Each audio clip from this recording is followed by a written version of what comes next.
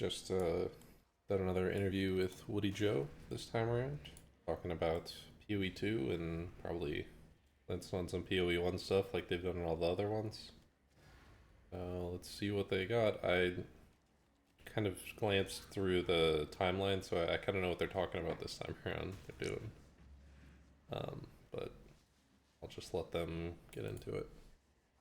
This is Jonathan Rogers, guys. Oh, and I'm gonna be finding Trial Master. That's what I'm doing. I'm trying to get my challenges finishes for the league, so I'm doing Trial Master and I'm looking for Expedition bosses.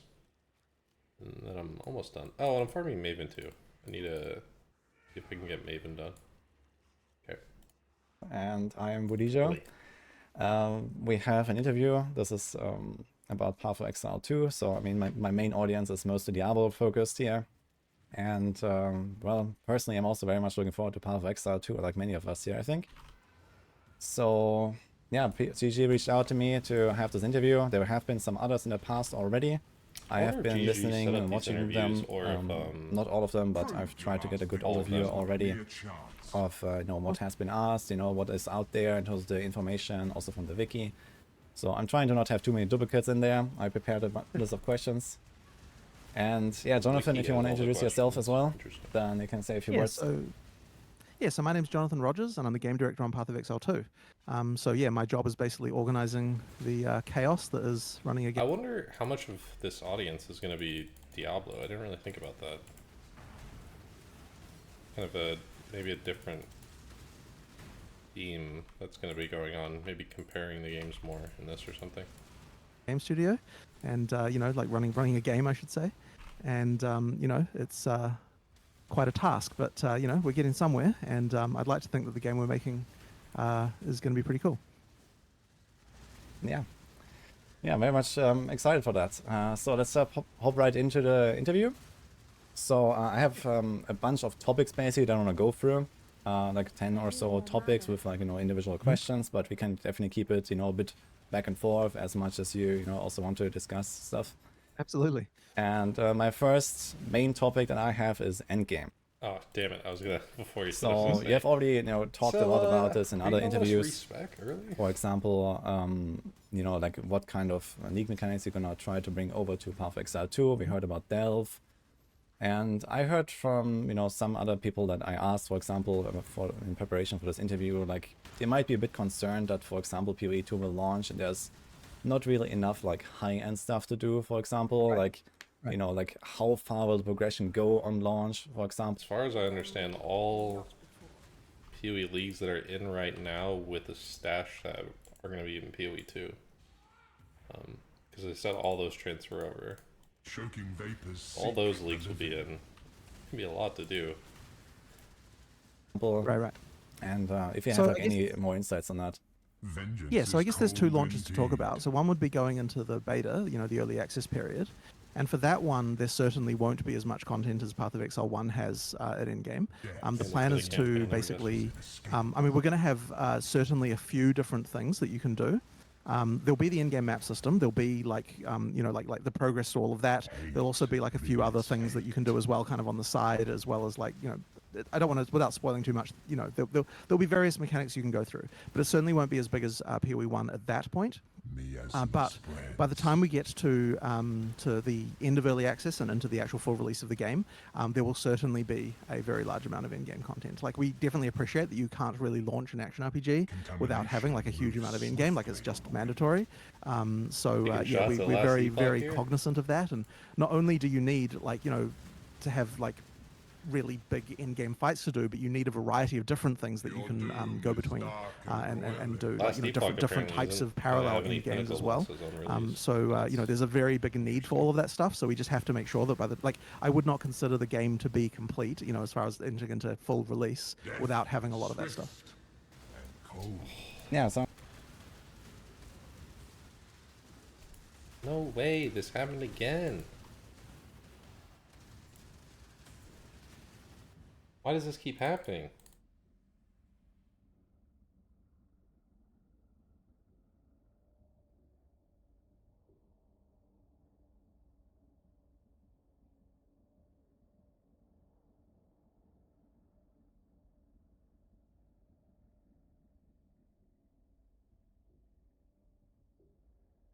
Sounds really exciting, and I'm really looking forward to like some Yeah. I future don't know why that keeps happening. like Driving me previews or crazy. whatever you're gonna Slain share, amongst and also the the flames. the beta, of course.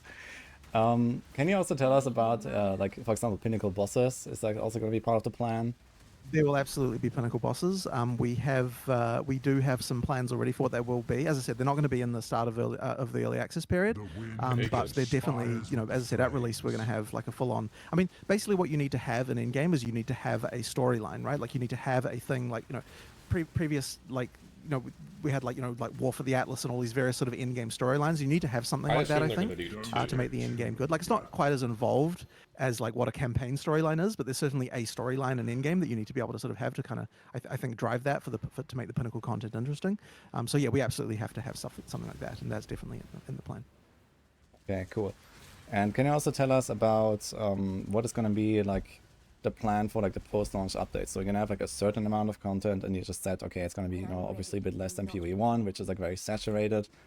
And Right. like, how much are you going to focus on like expanding endgame, for example, like post-launch? Like, is it going to be immediately? Like, is it going to be like part of like every single like league cycle, or how are you going to Absolutely. continue So that? basically, what we've always done with our leagues is we make sure there's an in-game element to every league we do.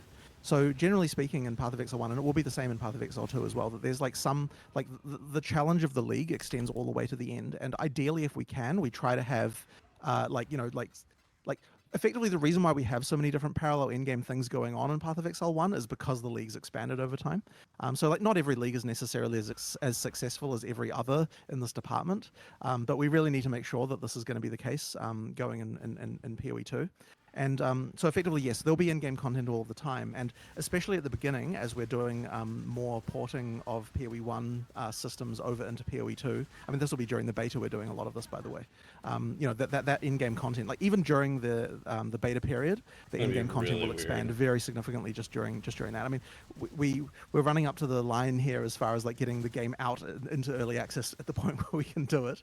And so yeah, we were really hoping to get a lot of that PoE1 content ported in before that point, but it looks like it's going to be during early access, and I think that will honestly be still doing fine because balancing and unique weapons even right just now. like given that the It campaign is says. all new, even just getting through all of the But they content haven't even that's there started will balancing take people yet. a very long time. So you know, like I don't think they're going to miss the fact that we you know have to take a little bit longer to get all of that extra league content in there as well. So yeah, a lot of that will be coming in during that. I mean, I would imagine, especially you know, like especially the early days of the beta. Of course, assuming we're not saturated completely by like player feedback forcing us to completely change how everything works, I guess. So assuming that the beta actually works out okay, you know, then yes, we should be able to get a lot of that stuff in pretty quickly.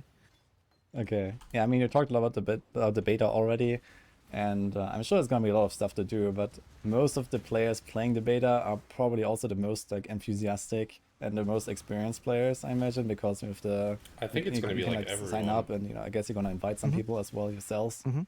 So let's see how long it will actually take to get through the end. But I'm excited I mean, to see I'm that content. hoping it'll take them a while, Didn't they say especially to get to something crazy, the like 40 pinnacle to of what 50 is in the hours? beta. I hope it will take them quite a while. I mean, I guess we'll see. But you know, yeah, like I mean, there's quite a lot. I mean, you know, it always surprises me what the players can manage to do. But I'm hoping it'll be. I mean, so There's no that's the other way thing it's as gonna well. Is take at some 40 point hours. before the beta release, we'll have to. I'm sure we'll have like a NDA'd like private sort of alpha where we can at least get some of the most absolutely ridiculous people in to kind of like, you know, just test And- whether or not the progression is too easy or something like that. So you know, there'll be Hi. a little bit of that going on a little bit before the beta as well. But you know, Other tie. that will. I am hoping that we'll be able to get that fairly correct at the start, but you know, you never know. And I guess the other thing as well is it's better to go too hard than too easy, because making things easier is very easy to do. Making things harder is a bit more of a thing. So yeah, we're definitely err on the side of hardness rather than easiness Fire in that case. seeks what it will. I think that's a pretty good approach to have, to be honest. You know, Right, right. because you know, number one, people are completely new to the game, and you know, they will immediately learn something about the game as they play through it, right? And I think it's also something he talked about in another interview where he said, okay, like he fought the boss for 5 minutes and he fought it for like 2 minutes the next time. So Right. Mm-hmm. establishing a kind of like a baseline difficulty that is like not too low is kind of important to keep it interesting when you go through it every single time. Especially if we have to For sure, redo the for sure. campaign and it takes that long. So that's good. Do you have anything else to share about the beta already in terms of like how long is it gonna last? I heard like 3 to 6 months is like the expected Didn't they range say or up something. to release? Well, are there I like think it's any more more likely- concrete plans? I think it's more likely to be 6 than 3, very frankly. I think 6 is a much more realistic timeline. But we don't necessarily have an exact like, okay, this is exactly how long it's going to be. Like, I think it's a folly to even do that. Like, it's better to just Ready when it's like ready. maybe it is ready after 6 months, and maybe that's fine. But I think it's better to just 3 months. wait until we feel like we know for sure that the game is ready for the like swamp of the absolute swarming of players that will be that will be happening Call upon them the release. swamp. And so the yeah, we hell? wouldn't want to kind of I wouldn't want to go too early and and not having ironed out all of the problems that I am sure we will have when we get started. So yeah, Okay. I think 6 months is sort of like a good time, but you never know. It could be a little bit longer. I mean, I would be really keen to get the game out in 2024. That would be good. But as I said, we have to be open to whatever we can. We all whatever we thought it can was do. going to be. Oh wait, Like if you we're actually already want in to try to get it out in 2024. Never mind. 2024, it sounds more like it's kind of like a launch directly from beta into the actual launch. Are you planning to do I that? mean, we Like, wouldn't. or I like- mean, there would be no gap between having the early access period and release. Like, it would definitely be like, we wouldn't have a period where you can't play or anything like that. Like, once the beta is finished, then we'll be releasing. Like, I mean, So sure, the there might game be, like, a few hours of technically downtime, is but, releasing. it's Oh. certainly like going in one to the other. It's not like some Whatever, separate June. process here. okay, I It's kind of. I don't love that idea, but essentially the game is being released. There's no reason not to play. Besides, I'm guessing a hard reset when it fully releases, but essentially the whole Fire game, always just spreads. balancing tweaks. That'd be interesting. actually expected there would be like quite a gap, and then you're gonna go back no, there's no to need. fixing, and No that's need. pretty. I mean, look, I want people to be able to play the beta as if it's a full, complete game, right? Like, I don't want them to feel like, oh, this is just some. It isn't. I mean, sure, it is a test internally for us, like that is the case, but it's certainly not the. But like, I mean, we're attempting to release a full game here. You know what I mean? Like, this is sure we need a testing period to get everything right, but we're attempting to actually, make this like a product that you could play as if it was a released game. And I would hope that the quality of the beta is better than, like most AAA games that are released these days, which can have certainly some teething problems. I would hope we could actually do better Depending on than which that upon the AAA start of the game beta, you but are certainly by the talking end of about, beta, we need to be completely rock solid. Be hard to mess that up. So, Yeah, I mean that definitely makes me a lot more excited as well for June, and I guess a lot of others here as well. Can you share like roughly how many players do you expect or you want to have in the beta? Well, I want a lot of players because you need a lot of players to really test the economy. And so while there will, look, we're likely to run it very similarly to how we have in the past with betas. So in like 3.0 when we released that, we did give a lot of players access, but then also there was a way to get into the beta if you wanted to, aside from that. Like, you could just effectively, if you bought supporter packs, there was ways to get in. So that kind of thing is very likely what we'll still do. So I think anyone who wants to play the beta will be able to do so. When we're not really intending to like limit it to some small community, something for the alpha it's different, but for beta we want that to go wide and large and have as many people as we possibly can to be testing and that, because as I said, for economic reasons you want to really make sure that that's solid, and so yeah. You need to have it large. Okay, that sounds good. And also, like, I know there's like some, Basically anyone like who for wants it current is getting PoE1 leagues, there's like some early access, Basically like just completely open. small tests that they do. Is that also something you want to try to like bring forward in PoE2, where new leagues, for example, are tested in advance by like some people, or is that going to be like a bigger system? For example, We I honestly think that we could probably do better there. The trouble is that it's hard to get a lot of time to between when it's ready enough to actually do some testing and when the actual release is. My understanding We is need they to definitely work do on better the here. league up until the day it's Actually, the released. current league in development for Path of Exile 1, I believe that there is an alpha of that going up very soon. This is not the kind of thing the player base would usually. That's really early. That's really, really early, right? Because we thought we were a month or 2 months away still. That's interesting. Hear about because the stuff is not talked about, and we tell people not to talk about it. But we're getting to the point where 324 is, I believe, going to have an alpha very soon, and that's because there's a few changes in it that we wanted to That's get crazy. more testing on than usual. So like that's the kind of thing that you know that ideally we'd be able to do more. But I mean, we as a studio we actually do like get like things are getting worked on pretty close to the line. You know, like we're pretty fast and loose sometimes That's with so some of that stuff. interesting. I So wonder if yeah, they're like it can doing be a 3-month release. It would be very hard to get That'd be more than crazy. like a couple of weeks of actual How many months alpha are we away? for a league like possible. I think that would be very hard. But ideally we should be able to do something like that because it is I mean, he's valuable. gonna invite Ben and Karn, and you know they don't need many weeks for 1, testing, so 2, 3. that would be an option. But yeah, okay. So it would be a 3-month into a 4-month? Yeah, so that's a lot of really cool info about the beta already. So I'm very excited, That's and interesting. Awesome. yeah, especially with like the fact that you don't want Or to have a 3 month gap into a between the 3-month beta with a and month the launch. Is that like something that with a month potentially people might delay. carry over from the beta, or is this going to be a clean That's kind of wipe interesting. afterwards and that's it? So what Press we're X to planning on adapt. doing, although this plan could change, is that we'll probably in Path of Exile, when you finish a league, things go to standard.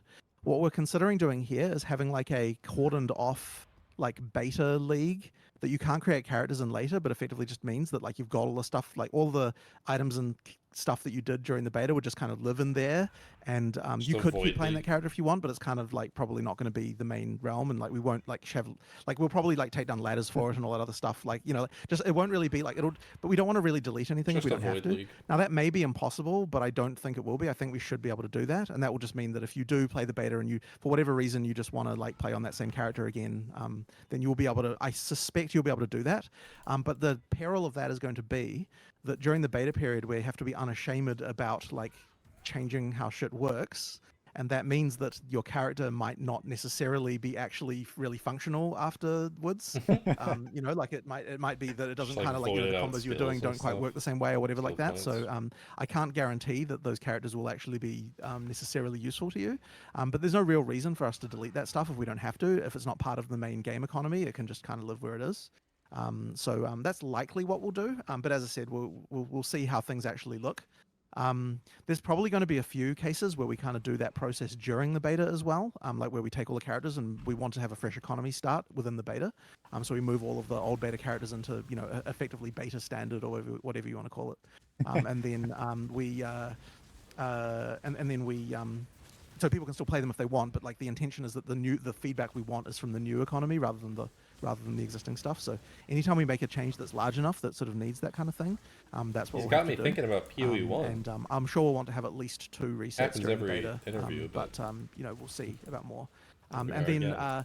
probably what that will, you know, it's funny because what it will probably feel like is a bit like league launches and PoE1 do now, because except more frequent, because since we're going to be adding league content yeah, it's kind back of what I in, said. it'll be like, We're hey, look, essentially this is getting the game. you know, we've got a new beta league. It's got like And it's these just gonna like be like a extra 6-month league. you know, league PoE1 leagues And then ported the in. next league will So come it'll feel a out, little which bit will like a be kind of endgame. mini league launch within the beta, I'm hoping, as well as extra content like you know, there's going to be more bosses and stuff added that need to be added during the beta, and more skills and all sorts of stuff like that. So yeah, I'm hoping that they'll feel like quite hefty little content updates.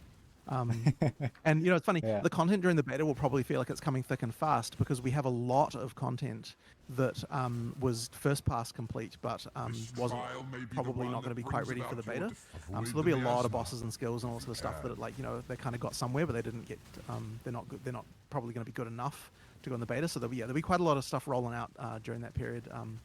So yeah, my hope is like the start of the beta is bigger than most games that come out, but then also you receive a ridiculous amount of content during the beta too. So I suspect it will feel like it's pretty worthwhile. To play. I'm certain that's going to be a huge incentive I for hope no people one's to there actually for the also, you know, content. try to get into the beta and, you know, I like, really be hope part people of that. play It the sounds beta like a very just to, unique like, experience as well to have bug for fix and I hope it's going to be. I mean, I Inescapable. am really imagining it's going to be a lot of fun when we can do that. Plus, it'll be nice to like be, because I mean I don't really work on PoE1 at this point, and it'll be nice to be working on a game again that has players that you can kind of like like respond to that and like talk to them in game and like do all that sort of stuff. Like that's a fun sort of time that I haven't got to have for a little while now. So I kind of want to get back into that mode of just like playing the game, seeing the changes, pushing changes to production. It's fun. Okay, you guys heard him, yeah? Log in. Okay, Vengeance is so cruel since indeed. I have a question for later, but I'm gonna just pull that to now, and that is about leagues and expansions, since you talk about the timelines right now. So when would be the first league planned? Is that gonna be like right on the official launch, or are you planning to like actually like, okay, you go from closed beta to launch, and then there's maybe like a little bit of a period where it like settles, and then you launch the first So- league, or what's the plan? We actually discussed this, and I don't know that I am fully sure one way or the other. And I think it's going to depend a little bit on how the end of the beta looks. Like if it's How much work needs done? if there's like a bunch of content that's going to go in at launch, then it may be that we don't necessarily have to have a league. But if all that content is at end game, then I think we would need a league because we want new stuff throughout the campaign as well. So like because I mean, so definitely at release we'll have the in game storyline, like that's going in at that point. But I don't think that counts as enough for the launch to be different from the beta enough. Death And so, is as I said, swift. it's going to depend a little bit whether we need to make a league. That's going to depend on how the beta. Like I suspect that if the beta was shorter, we might not have a league. But if the beta is longer, we might have one. So yeah, as I said, it's going to depend a little bit on how that goes. But I mean, it would be nice to have a league at launch as well. On the other hand, we need to make sure that it's one that doesn't interfere with the feel of the game too much, because there's going to be like a whole flood of new players coming in, and we don't want something that's going to feel kind of like out of like some of the PoE1 leagues we put in. Like if you're a new player coming into the game, they probably feel a bit strange to have this like, oh, you like walk out of town and there's immediately this like totally weird thing. Like it's kind of like we need to make sure that whatever the league is that we do at launch is not going to feel like that. It needs to kind of feel natural in the world and not be too strange. So yeah, I don't have an exact plan for this honestly, and it's going to come down to feel as we approach the time when release happens. It's just But I guess the main Well, key they have enough takeaway time from to that do it. is like as we go into release, we want to make sure that it does feel like there's a change up from what the last beta league, if you will, was. That it feels like there's something new going on, so that you actually have like a new play experience.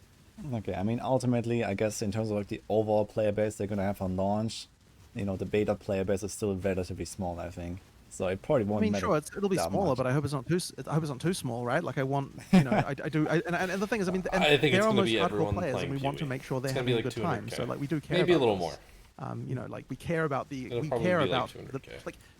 As I said before, like we want the beta guess. players to feel like they are playing a released game. You know what I mean? It shouldn't only feel carried like you so far. I'm just doing some testing here. Like, I mean, yes, they are, Yeah. but it's Okay. still like it's still a game we're giving them. You know what I mean? Like they still matter as players, so we have to make sure that the release to them feels like a substantial update that they're going to enjoy. Okay, yeah, it's very reassuring to hear, so I'm very happy about that. Okay, another question about the leagues and expansions. So do you have like kind of like a similar model plan compared to PoE1, where okay, you have roughly a 3-month cycle, and then you have like a few kind of smaller leagues, and you have like maybe every 5 leagues or so is kind of like a bigger expansion where you add like something like War of the Atlas, Siege of the Atlas, Right, these right. kind of things. How's that gonna go exactly? Yeah, so that's my hope to do. I mean, look, we like our model. That's the reason we've stuck with it for so long. So yes, effectively that it'll be like that. I mean, I would hope that you don't get the feeling of like smaller leagues, and because they should all feel very Yeah, I substantial. wasn't trying to like down substantial talk them, updates. but Yeah, yeah. you understand But, what I mean. Yeah. But in terms of the thing that the kind of expansions go on, and ideally we're doing them about once a year. Although if we can do them faster than that, would be fine. But like I think like the best would be if we can do like December. The December leagues are kind of end game. Like in-game stuff. So usually those big expansions were kind of like Oh, in-game I content. was so lost. I was like, wait, they're only doing one league a year in PoE2? I was like, how the hell? They're talking about their like 3.0, 4.0 updates. Opposed to kind of the like that is to say like changing the core of the end game. Jesus. Scare me like that. And like things like War of the Atlas and so on are like that. So that's likely to be what we do. But as we always kind of try to keep like we do what the game needs at the end of the day. Like so I don't want to necessarily be held to that exact like thing. We do what we can. But yes, ideally we're doing those larger expansions approximately once per year, and that is the stuff that generally speaking, it's the kind of like the more kind of environment art heavy stuff that takes a long time. That where you can't just do like you can make like a couple of areas Bothering me is camera from start to finish in 3 months, but it's very hard to make like a whole kind of like a whole new set of environments or something within that amount of time. So it takes more preparation, and that's the kind of reason why those kind of things tend to go a bit longer. But the nice thing will be that like effectively PoE1 hasn't had the whole giant team of PoE2 developers working for it and making content for it this whole time, except indirectly. And so then once we actually have PoE2 released, I thought this league there's going to was just the be a lot more exception. developers apparently working on the live shipping game. So that's going to be there'll be a lot of content due to I that. thought they were going back to 50-50 for this okay. league. One last question about like expansions is, are you planning to ever add more classes to PoE2? Because you're starting with 12 classes, but Right. there's like a very saturated roster, I feel. Probably Scion Right, right. eventually. I wonder It if there's is. like anything that you think you could still cover that is not already present. I don't think that we would have any more like base classes. I could see ourselves adding more ascendancy classes, but that would be kind of like I don't think we need to do that in the near future. There's quite a lot going on there already, and plenty of other stuff. I think for us they'll to add do. like a So, Scion yeah. or something. Potentially way ascendancy later classes, on. but we'll see. We might have enough. I guess a lot of people would like ask about at least the return of the Scion or something, so I guess that Yeah, might that's be what an I opportunity, think but they'll do that yeah. eventually. I don't think we want to have the Scion back again.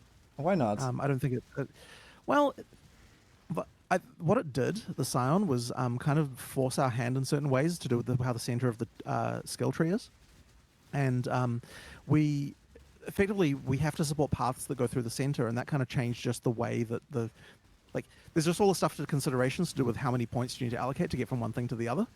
And it kind of just was a bit annoying to have to deal with in certain cases about where we can put things and like where we want them to be relative. Like how many points do we want this class to be able to take to get to that node? This kind of question, and so the Scion, the center of the tree, I would like kind of as just had certain considerations about it that made it a little bit more difficult to plan around. And so I don't really think that with all the classes that we have now that we do necessarily need it anymore. I mean, you can still do anything ultimately Scion's with any ass, character by the class way. if you're willing to. It is the worst class. Sacrifice certain I number played of it in the points to be able gauntlet. to It's so to do bad. that. But All the yeah, ascendancies suck. All of I them. just don't think the Scion was really necessary. Too bad, because I'm actually It a was just Scion interesting. enjoyer myself, so. Okay, fair enough. It's so But ass. okay, I I wanted mean, to what ask do you about like it. about it though? Like, what's the thing? What's the draw? The draw for hybrid. me was just that I could do like these really weird combos between different Sure. classes. So, they had like, okay, mean- they already had like easy solutions to certain things. Okay, I can just pick Right. up, like I think their solution to that is what makes Scion good. It's just that you can combo different ascendancies. Their solution to that is going to be, it's already in the game. I don't remember what the hell they're called. They're not called Timeless. What are they called? You can get like 2 ascendancy points from a different class with a jewel or something. I think that's going to be their way to fix that. There's going to be like a jewel or an item or mods that you can just get other ascendancies on. I think that'll be their fix. this ranger thing, I get my frenzy charges, I can pick And up. maybe you lose 2 ascendancy points, but when you equip that item or jewel or something. I wonder if that's going to be their This solution. Right. shadow thing, get my power charges, and Right. yeah. I mean, we still definitely Fragile have a game where you can do shards that. abound. There will be different. I mean, like I guess no one's really seen the tree yet, so they don't really sort of understand how it is now. But yeah, like and I guess I don't really want to talk too much about it either because there'll probably be some actual like deep dives on the passive tree later on. But yeah, like I mean, it's Torn to shreds. I guess I would just say that like you'll still be able to do like cross class stuff. That's very important to us. And so we aren't a game that just locks you off to to one particular thing, and that's still very much the case in PoE2 as well. Are you guys gonna preview the passive tree at some point before the launch of the beta? Yeah, Is sure. there gonna be? I'm sure we will. The thing with it though is that Encroaches upon you. it's probably hard to really be certain about the tree until we've finished enough of what we need to do with regard to the classes, like skills and everything. Vengeance is And we also cold don't necessarily indeed. want to like show our hand too early with it because until we're really certain about a lot of things. So yeah, we've kind of been a bit coy about it. I actually don't know if he can say that reasons. Cold Here's my conspiracy theory on it. I think that they don't want to release the tree because people will use that and be like, whoa, this game looks so complicated. Look at this huge tree. It's too scary. I think that's why. hate begets I hate. need more mana. Also, none of their balancing changes are done yet. But About it. We've shown a few, like we've like, you know, we'll open up it on in certain cases and like show a little section of it just to demonstrate a point. But I think it'll probably be a lot closer towards the release before we actually show the whole thing. But I do think that there will come a point where we want to do that, especially, I mean, certainly at the point where we have like a kind of slightly more expensive alpha, I'm sure we'll want to be able to show it by then. So, you know, it should be okay. Okay. Yeah, fine. Okay. I have another topic, and that is trade. So I know you talked about this a lot with Ziz in the interview, and I just want to like kind of ask a few follow-up questions, and I'm not sure if like they were maybe answered already, but it sounds like you're planning to introduce something like an auction house in the game, where like some kind of in-game trading system at least, where there might be like some instant buyouts. It won't necessarily be exactly like an auction house that you imagine, at least not for everything. But but certainly it's a system that does allow you to do all the things that I was talking about in that interview with regards to instant buyouts and searching and all that sort of stuff. So, okay, I mean, yeah, however it'll be that a little works, bit yeah. different than some of the games. Okay. But yes. Yeah, so But my go on. questions would be, so what about people that just have friends or play together in like, you know, group found and these kind of things? Will you always have to go through that trade system, or can you just still do player So to player we're not trading? we're not going to restrict trade to only the system. The system is for people who want to use it, but we still want to have normal they're just getting player rid of trade, TFT, it and you sounds can just like. use the old system if you want as it is, and it kind of has to be that way. I mean, like we like Say it. I don't Say want you it to hate feel them. like I'm taking away anything usually, and like I think Say you hate that we will be okay to have both systems exist. So like that system with the downsides that it has, if you still want to engage with it, that's just fine. And I feel like it kind of has to be that way because, and it's a little bit more nebulous of an answer here, but it's like I feel like if you remove regular player-to-player trade, that just won't. It'll feel too controlled. Like we want items to feel like you really own them, and part of that is the ability to give them to someone, like not to lock them down in annoying ways. So like the system that we talked about there, like gold is the thing that mediates it, but it's like it should feel natural because it's like, hey, like here's a guy who's going to go off and sell the item for you. You're paying him for this process. You know what I mean? Like, so therefore it doesn't, like, it will feel in world and reasonable, but like, and that's kind of important to us, I guess, is just like the feeling of like this. Okay, why could I not give my friend an item? Right? It doesn't make physical sense. So like, Yeah. like this kind of stuff actually matters a lot to us. Like the feeling of like this is a real world and not just like a database is like super important. And so you know like you have to have the ability I to hit give the your wrong friend an button. item and like to do like a No. proper trade for that to be the case. And so yeah, like we can have another system that involves I gold, meant to but hit that's my because you're flash. literally paying an NPC to mediate a trade for you, right? Like That's that's the fine. price you're paying them to do this, and that's fine. But yeah, but as I said, you still have to have the real physical, just like I can give you something. That's cool. It's in world. It makes sense, you know. Okay, I'm just wondering, like, how are you gonna try to mediate this then? Like, okay, gold is supposed to be the resource for, you know, that trading system, and then there's still player-to-player trade. So are you still gonna maintain like the trade site on the web, for example, so that people can try? Well, that find trade it? that trade site will almost My AG certainly be died. the interface for the for the buyout trades as well. Wait, what? Like we have that interface. Like it still allows us to to be able to do stuff, right? Like it is a like that interface is good as far as finding items goes. The Bro, issues around it are what? all to What do is dealing with that much things damage? that are what do you call it? Like effects that are caused by the fact there aren't instant buyouts, right? Because the moment that you can't rely on someone actually following through with the trade, it incentivizes all sorts of Oh, behavior that what? that is bad and people don't like. So it's like.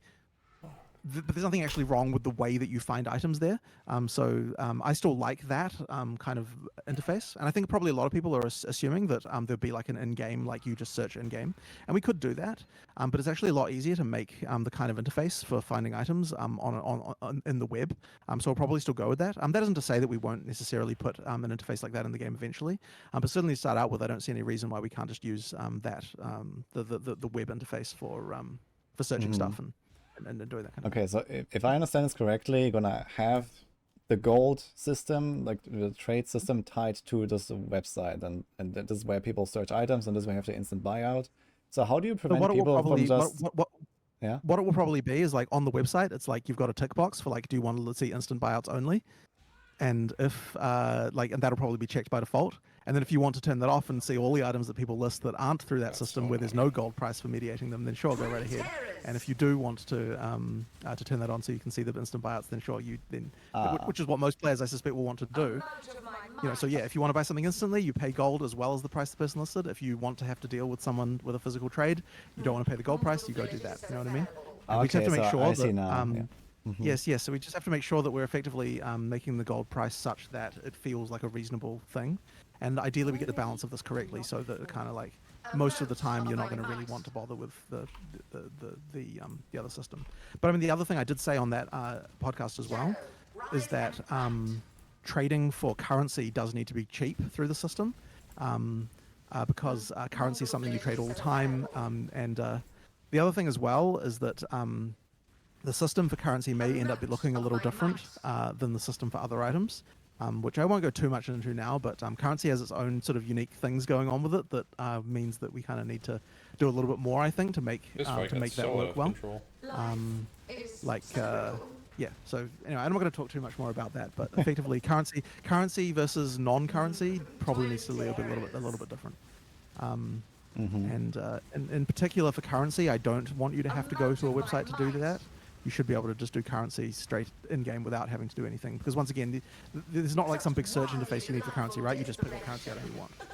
So therefore, it can be a bit different. That reminds me of like the Age of Empires marketplace where you can like buy and sell wood or something. So I'm not sure if you're aware of that, how that works, but it's like depending on the in-game it's been a while economy. since I played Age of Empires, but sure. I mean, we'll see. But yeah, okay. But yeah, it sounds really cool. So I was wondering actually like how you would handle this, like if you have like a system for like the gold trade, the instant buyout. So gold will only be used for the instant buyout, but you can still list items and not pay the gold fee, but then you have to trade the player to player. Correct. Okay, that's actually a pretty good solution, I think. So I think that will work. Say it again. I don't really care. Okay, fee, but then you have to trade the player to player. Items, gold trade, the instant buyout. So gold will only be used for the instant buyout, but you can still list items and not pay the gold fee, but then you have to trade the player to player.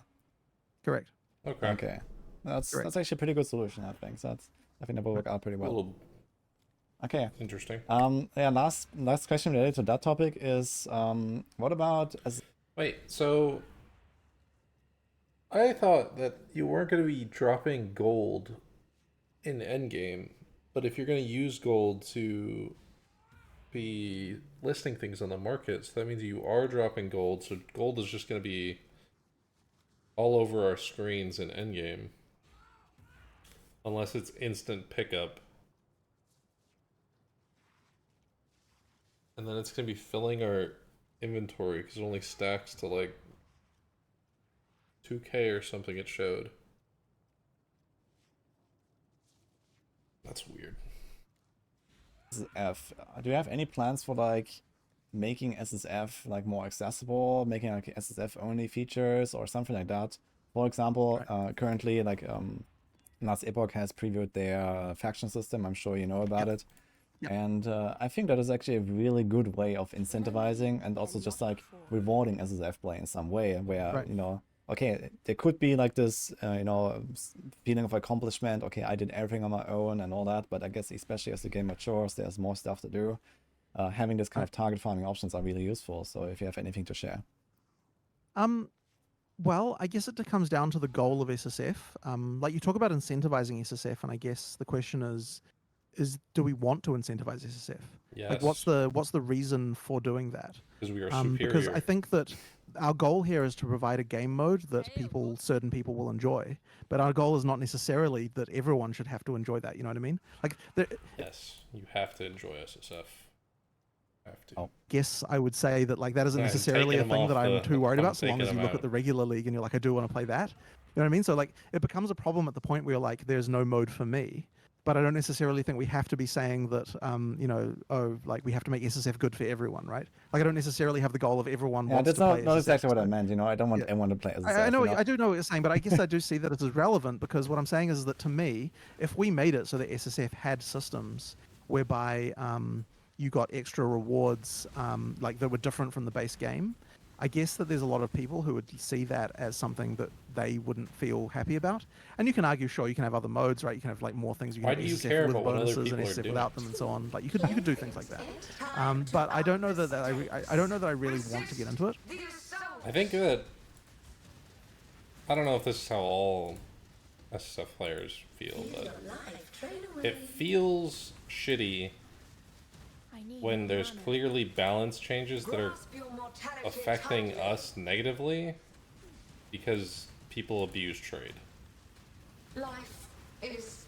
That feels shitty. So, but they don't want to do the opposite of that and make us feel better and make trade feel shitty because trade is a bigger player base. That's what it feels like. I don't know if there's any truth to any of that, but On the other hand, like I have softened a little bit on this. Like so my initial reaction to this kind of stuff is like I just don't want SSF to be different, right? Like if you are playing a mode where it's supposed to be the game accepts like, you know, you have this restriction and it's harder.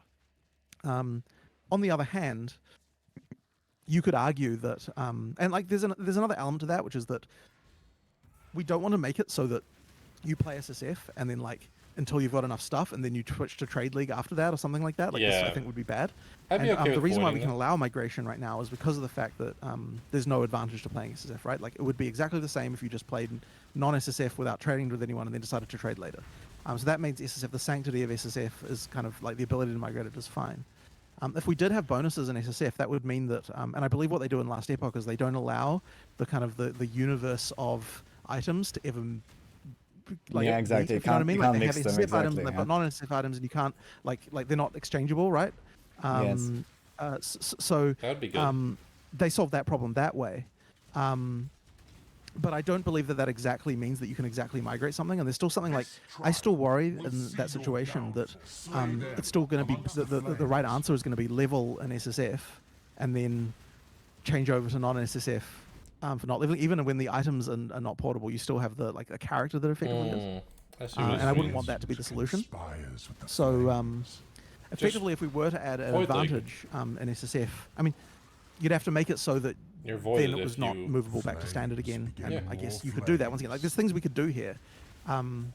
I just don't know that I really necessarily want to. And Yeah, as I said, I, the to be people- honest, I'm very Yeah. I'm very much with you there. So I don't really right. want to see an advantage on it. It was mostly just a question right. that came up, and I was like keen to ask it. Fair enough. Yeah, So- fair enough. Fair enough. Well, I don't want an advantage in SSF. I just don't want things. The flames bite How upon do you your word heel. this? Like, not nerfed, but like they're designed around softcore, and then we kind of get stuck with what was designed around softcore. Because trading exists, which feels shitty. But there are things that you can do to like get around it, like Contamination target moves farming swiftly is on the wind. so good when it works. Like I target farmed my Soul Eater Jewel, I need more mana. but the only reason that and in trade people will never ever do this. You'll just buy it. It's 1C. But yeah, it's not too crazy. But when the drop rates are like 0.0001, and I'll never see that item ever in hardcore or well SSF, it feels really Steel shitty. and pain.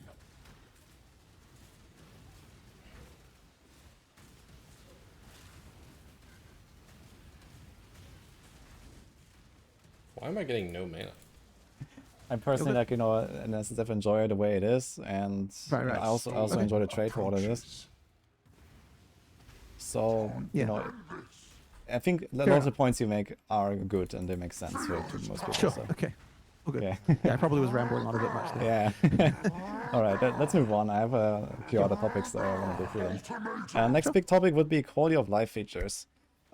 So I know that in general you are trying to cut back on the amount of loot that drops. You want to try to make loot more relevant, you know, less currency, less items, etc. Which I guess everyone would agree is definitely a better experience for everyone. And in general, like how open are you to like stuff like auto pickup, auto stashing of, you know, like you already have like, for example, the affinities in the stash, but for example, you can just press one button and everything goes everywhere, or you know, for example, pets that pick up gold for you, like you know, this is like a thing. So if you have anything to elaborate here. Right. So we did do auto pickup for gold. So that's Oh, there. okay. So like That's it picks cool. up as you walk near it. That's kind of like just nice. Okay, important But in question: general, is there gonna be yeah. pickup radius? And my like a stat.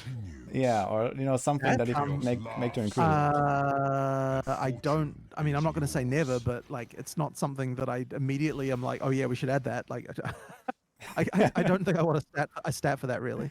Okay. But as for auto pickup, okay, like for non-gold, I don't love it, and this comes back to what I was saying earlier about the whole like I don't want the game to feel like a database. Like there's an element of, you know, annoying challenge.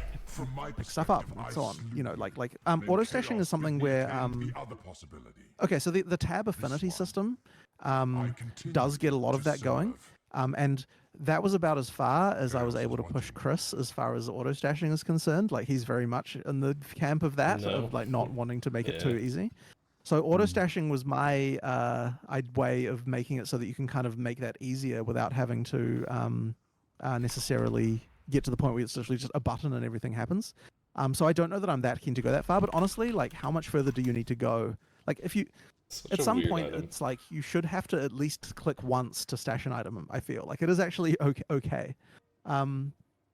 I guess it really The, depends on like how much you're actually gonna carry out of a map into it town, does, yes, right? It does depend on that. So yeah, it does. And so yeah, PoE 1 and 2 are a bit of a different beast in this regard.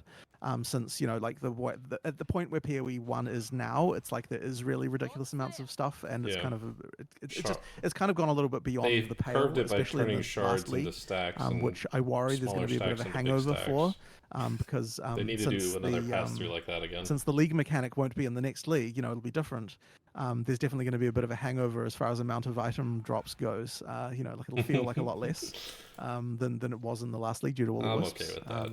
But This league was yeah, crazy. in any case, especially the last league, yeah, there for sure too many items. So my suspicion is that this won't be a particular problem. But you know, I guess like people want things. patience. You know, like if it really got to the point where we like it felt really necessary, I guess I would start to feel maybe that could be okay. But at this point, I really don't want to have to do like auto stashing and auto pickup and these kind of features. I don't love them. Okay, fair enough. I guess as I said also earlier, and you confirmed, like, you know, there's less loot, there's less stuff to do, but less stuff to pick up, and Yeah, there's stuff to pick up for sure. how is the inventory space though? Like, I haven't actually seen like the previews. Like, is that something It's that just you the want same to? as it is in. It's the same, and it's like, It's okay, same- so you have same like roughly PoE the 1. same size of items that you can pick up. Okay. Yep. Pretty Alright. much no changes there. Okay, interesting. Okay.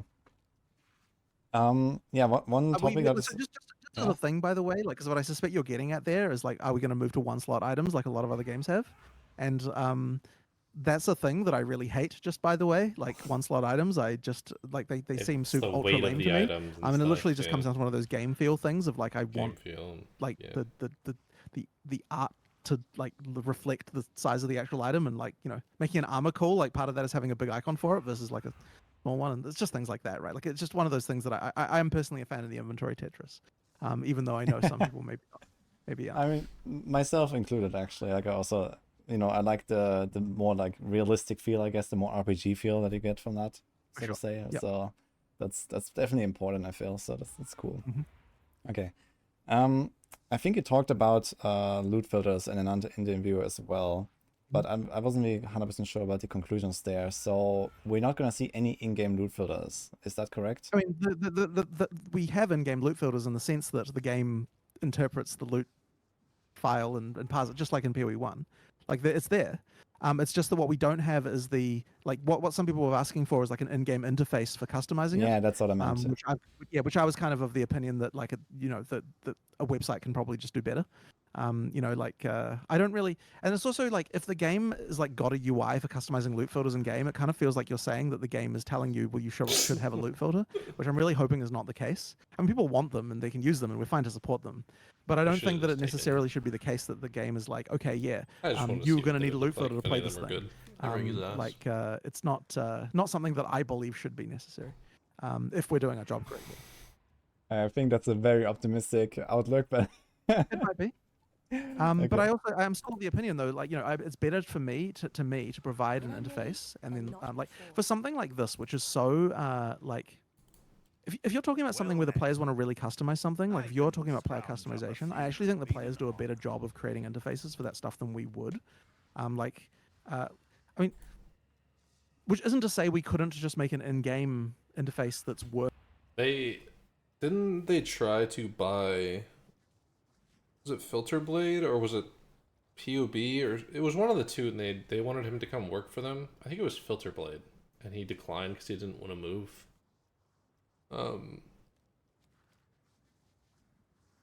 So I wonder if they're hoping that people will make the systems and then they could just pay for them, like buy the system and just implement it in, instead of making a system. Maybe it sucks, they have to make a new system, maybe that one sucks, and then they finally get one that kind of works, and they've dumped like way too much time and effort that they could have just let the community fix it. Worse than what the community would make, which we could do, but it's like, well, why, right? The community have made good stuff already. Like, I know that it's good. They might as well just use the stuff that's good that they have. So I guess I don't really understand the desire to put it in game versus having, the good tools that the community have already. Yeah, fair enough. But I feel like you have the option to, like, because you are making the game, and also, you would make the loot filter in that case. That's assuming I guess the question is the vision, therefore, has to be that someone believes that we could do a better job than what other people could do. I don't think they can. And I actually don't know that I agree with that. Now, my point would be, my point would be that it doesn't have to be perfect. It doesn't have to be like, there's 2,000 different sliders that you can do on Filter Blade or something. It's like very, very in depth. And I think that's not necessary for most people playing the game. If you can just do like some basic adjustments, okay, like there's like certain like filter levels, for example, and then maybe like customize a bit. Okay, I want to see those base types. I want to see those currencies more, those less. There could be like a path forward, for like a simplistic system that is like easy to use, instead of like Filter Blade that is like, okay, some content creators make the filter for you, and that's it, and because they know how to do it. Your concern there is that the community tools are too complicated. Yes. Right. Okay, I understand. I think that they're. I don't actually know for sure that, but I sort of suspect that there are other community tools that are simpler. But yeah, admittedly, like the one that people are going to get pushed towards will tend to be the one that the community rallies around as being the most fully featured, I suppose. So you kind of end up with that situation. I just like what I do find a little bit weird in games is when you have a thing where it's like, oh yeah, you could use this official thing, but that's kind of crappy, and the community have a better one, and that's the one you should really be using. And it's kind of like, well, why did we even bother? Like why would we bother making something that the community is immediately going to be like, well, there's a better one over here. I think. And so it just kind of strikes me as like, man, I could be doing stuff that the community can't be doing. He's like 50% right, and I think 50% wrong. I don't know what the right answer to this is, because he's right in everything that he says, that the community will just make something that's mostly better, but it's probably convoluted and it's not polished, and it adds an extra step, and it's a little annoying, but it does what it needs to do. And if you, let's say, like, don't have one, but how do I say this? Like, it not having one, or no, having one in general by the community, like, highlights that there's a problem. People are having a problem with something in the game that GGG is not solving, so they have to take it into their own hands. That's where I think he's wrong, so they need to add something to fix that problem. should be making their own system, but you wouldn't. So maybe the way they kind of went about it in the past is they let other people, because they never. If you've been playing PoE long enough, you know there never was a trade site, or it didn't work that well. So PoE.trade was a thing with lots of RMT on it, but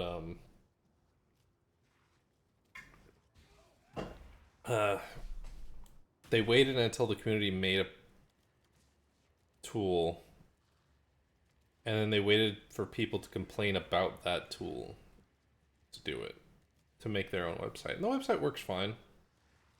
A little convoluted and a little much, and I hate that it's a website and not just like a boop, there it is, it comes up right here. That's so stupid. I think that's the stupidest thing that they've done, is it not making it just be like a pop-up. Or talk to a guy and be like, oh, that's the trade? And it comes up like this. Like, oh, there's a trade window? Oh, here's the trade window. I don't know why it needs to be a website. It doesn't make any sense. Yeah. I think they're fine. Just not make any tools, wait for the community to do it. So we should probably focus on those things, and let the community do the tools. things that they can do. I guess that's kind of my feeling around that stuff, which is maybe a little bit unconventional as far as game companies go, but I don't know. I guess it's just kind of how I feel about it. And I've said similar things before about, like, you know, things like the trade side and so on. We did end up making one of those, and there were good reasons. Oh, he's going to talk all about it. But it's like, I guess a lot of people seem to have a desire to push things always into the game client, and rather than out of it. And I guess that I don't necessarily see this as a necessary barrier. Like, it is okay to have I things that don't are like outside the that game barrier. client. No, Like, you're you're on a wrong on PC, it's a this. multitasking operating system, right? Like, you've probably got another freaking monitor sitting next to the one that you're working on right now. Okay, you know, I have it's 3 probably monitors fine up, if- but it's that's probably not the better point. even to have another window that has, like, the whatever other thing it is you want to do, that's some kind of tooling around that stuff outside of that. Like, it's like it'd be my preferred interface. I so don't why would like not that answer support at that, you all. know what I think mean? he's just wrong And like, on I this, worry and they that need to change. when you've got a desire to put something in game as opposed to outside of it, that's more a desire around you think that other people might find this better rather than No, something I that want you it would in actually prefer game. yourself. I do. I do. And so I want that's it. kind of where I come down to it. I don't want to mean, go to the like, website. there's things like wikis and stuff like that as well, where it's like people will say, oh, you know, you should put the wiki in game so that people can access it there. And I'm kind of like, well, yeah, but isn't a web browser a better way to browse a wiki? Like, it's got all the features that, like a web browser actually is a nicer experience for doing that stuff. It's like one of the things. I mean, Playing on as I a said, like, computer, people you will could just disagree make- about this, but you I can really do mimic the feel browser on like the that, game. you are Are better they off doing this for with controller another players? window open. You're clicking around in a wiki if you want that kind of extensive I information. just so disagree I with everything mean, about I this. can see your point about, a browser No, is I don't better see any and of like his the point. wiki maybe more rich and, easier to navigate. But I mean, I think you might be underestimating how many people are actually annoyed by this. I And hate also- this. Maybe I I am. hate it. Yeah, But and- the thing and is, what's this? I guess I don't I care guess I about still it. don't understand this. I don't care about other people or what they like.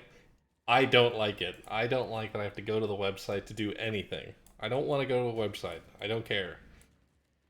I hate that I already have to open like one website for like Path of Building, to figure out what my character does. But yeah, I hate it. Mortal.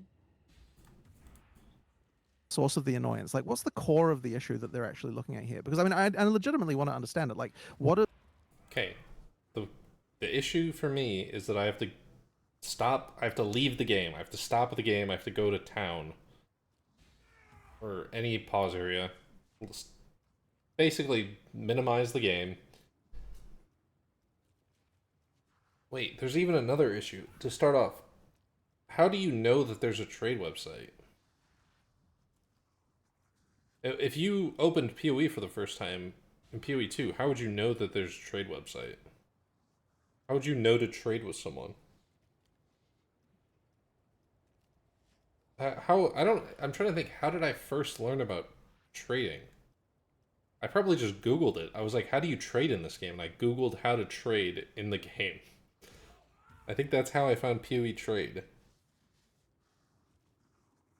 That's a problem. Having to go to another website, then kind of figure out the website, then do copy and paste invites, then go back to the game, paste the whisper, then I'm whispering them, then I've got to talk to them, then I trade with them, then I go back, then I go back to the trade website, look for my next thing, go back to the game. Why can't it just be boop? Okay, type in the item I need. All right, purchase. That's my instant buyout. Okay, this is this, and I instant buyout this. Okay, that's instant buyout. This guy's selling the item that I need, but it's not instant buyout. Okay, so press, and then I click here, and it whispers him or whatever to make a trade offer. And I wait for him to respond. Then I go to the trade. Why does it need to be all those extra steps and everything? Why can't you just even like a janky like open a browser in your? I don't understand. It's so jank. What It do you seems like find annoying about all having of to that, open everything I just said. the is wiki annoying. as opposed to having the wiki in the game? Like what about that experience is different for you? Oh, okay. Well, about the wiki.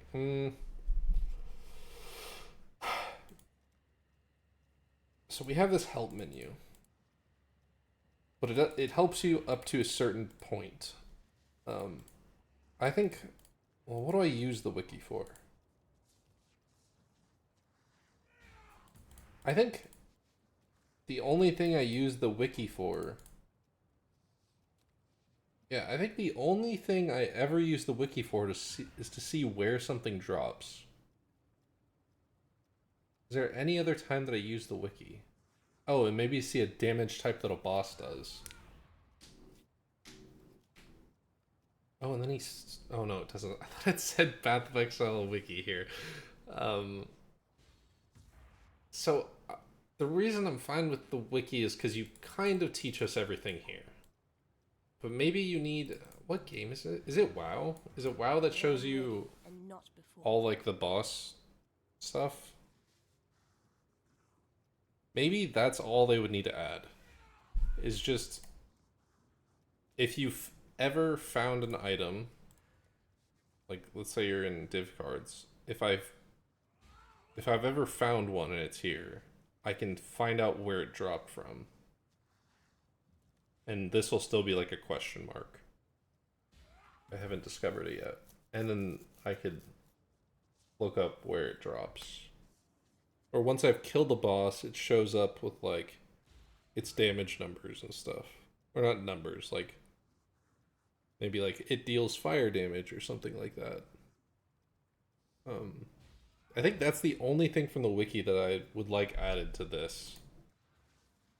Just like right at the very end, like search, and you type in an item, and it's like, oh, and it's like a question mark if you haven't found it yet, or something like that. Maybe that's it. That's all I would want from the wiki. I don't know what other people go to the wiki for. That's really the only use I have for it. Which I wonder if you could add it to like bestiary, kind of like that, kind of like this. You'd like go to this and you'd be like, oh, it's the this guy, and then you'd click on this and it would be like he deals cold damage and is located in Sunken River. You know, maybe that would just be it. It kind of does, kind of like this, actually, or it would just say like its name, what map and level it's found on, and then like its moves, and then like those little icons that they have on rares with like cold, lightning, or like this side on the left of that little, I can't hover over, this one up here, be like its attack side, this is like its defense side. I think that would be it. I don't know. I guess What's the number Wudijo one gonna say? point that would come to my mind would be the immersion. Like you break the immersion, you Right. break the flow of the game. So some kind of immersion breaking. Right. And you know, Okay, well, I mean, look, I you buy go that out of the argument, right? game and so on, right? So this would be Right. number one. But the thing is, does a wiki feel more immersion? Does an in-game client wiki feel less immersion breaking than an out-of-game client one in that regard? Like, does that actually? If you do this, if you make it like a bestiary, if you I don't know what the key is, and if you made like a bestiary, enemies and like bosses, if you've killed them or found them, wouldn't feel immersion breaking at all. You guys need to work on your drawings for this because they're all the exact same drawing except for these guys. Yeah, do this for these guys, so I know what they look like, and I know what they do. Obviously these are just the rare mods or whatever, I think, right? Yeah. But that would be better. That would be really cool for all the mobs. And then the items, you would go to like your next one, which would be like, it would look like this or something. Maybe. Or like this. And it'd be like this, but these would be question marks. You don't even have to show us the name. Just gray it out. Put the little the betrayal text at the top, and then put like a little question mark on the middle, and then it's like, oh, I've never found it. Oh, okay. I don't know if I have any. Oh, and it'd be like this, and be like, oh, you get this from Vegan. Oh, okay. Oh, okay. Well, I guess I'll go farm Vegan to see if I can get it from him. And then once you get it, you maybe get told a little more. It'd all be in game. I didn't need to go Google to find how I look this up, and then find it in the wiki, and then look for it in the wiki, then come back, then I go do it in game. That break feels bad. I don't like that break. Fix that problem. And it makes the game feel incomplete. It feels like your game isn't done. It feels like, oh, okay, this game isn't complete yet. It doesn't have that feature yet. Long. And I don't think it would take that much work to do. Everything I said is kind of in the game already. Like, this already exists. You would just need to add more of the PNGs for all the mobs and the bosses. Obviously, you wouldn't have the rare mods here. You would have their actual skill mods like PoE2. And then this would be the exact same way. This is actually the exact same way it would be for items. You would just have it grayed out, and then when you hover it over it, it's like it drops from this map. That's it. Or this boss. That's it. Maybe even that's grayed out until you fought that boss, and if you fought him before and you didn't get the item, it's like, oh, you can get this from that guy though, even though you haven't. Maybe that? I don't know. This is a goal that I do care about, right? Like immersion breaking. So let me tell you something about something that I do like though. Like you know the system that Baldur's Gate 3 has, where you can like lock a pop-up and like see more information about an individual mechanic like that. Mm-hmm. That I think is an example of a really good system in a game where like that system is good, but it's so fucked because you can you can get infinite loops where it's like, oh, I can't remember. It's like damage, and damage is like highlights. You click on damage, and then it says like, this is what damage does. And when you roll and you like click on like roll or something, or to an enemy, and you click on an enemy, enemies are guys that can take damage, and then you can click on damage and just keep going down the. It's a little janky, think, like that, being able to see a mechanic quickly, like just the base of how it works in game. I think that's good, and we're gonna have something like that. Ooh, okay. But I think that that's good. I like that. So it'll be like I can like alt or something on this. Not alt. Alt's a bad example. I can click shift on this or something, and this pop-up will stay even when I go, and then I can click on armor, and it'll say what armor does. That's good. I like that. That's a good change. Does armor, does this tell you at all what defenses do? Currencies, jewels, labs, ascendancies, pantheons, failed items, permanent.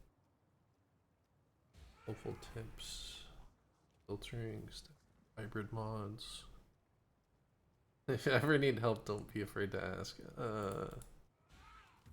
Socializing. Armor, the primary defensive stat, strength-based equipment. Armor reduces the damage taken from physical attacks and spell hits. And then this just says Nothing. When I'm ready and not. I guess that would be a better system. Wow, I really had to look. I just thought about that. It's in the glossary. Was this... What about resistances? Those must be there too. Just to calculate the amount of damage dealt or taken by a source of cold, fire, lightning, or chaos. This is kind of misleading because chaos damage isn't always considered in with resist. I guess it's often referred to as elemental resistances and chaos resistance.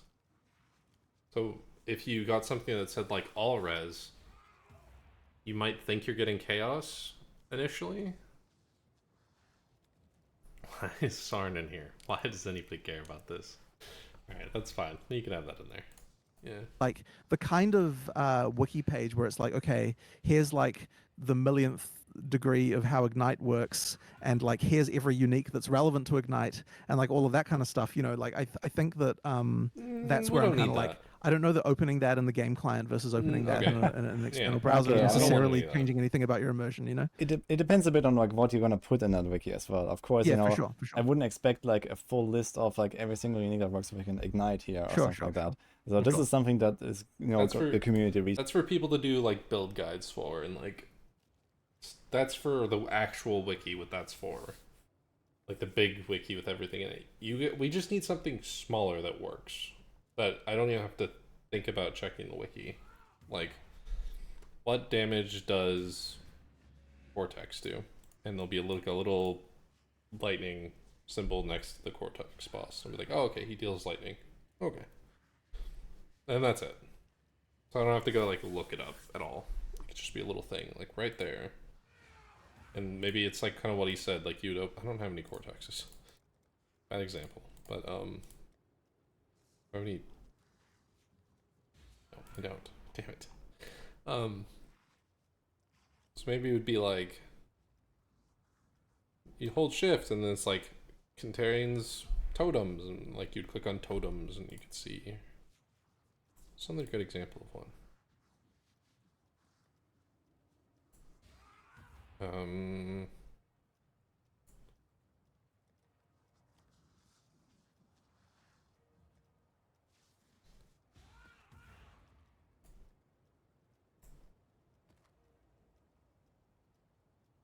Maybe this is an example, Grandmasters.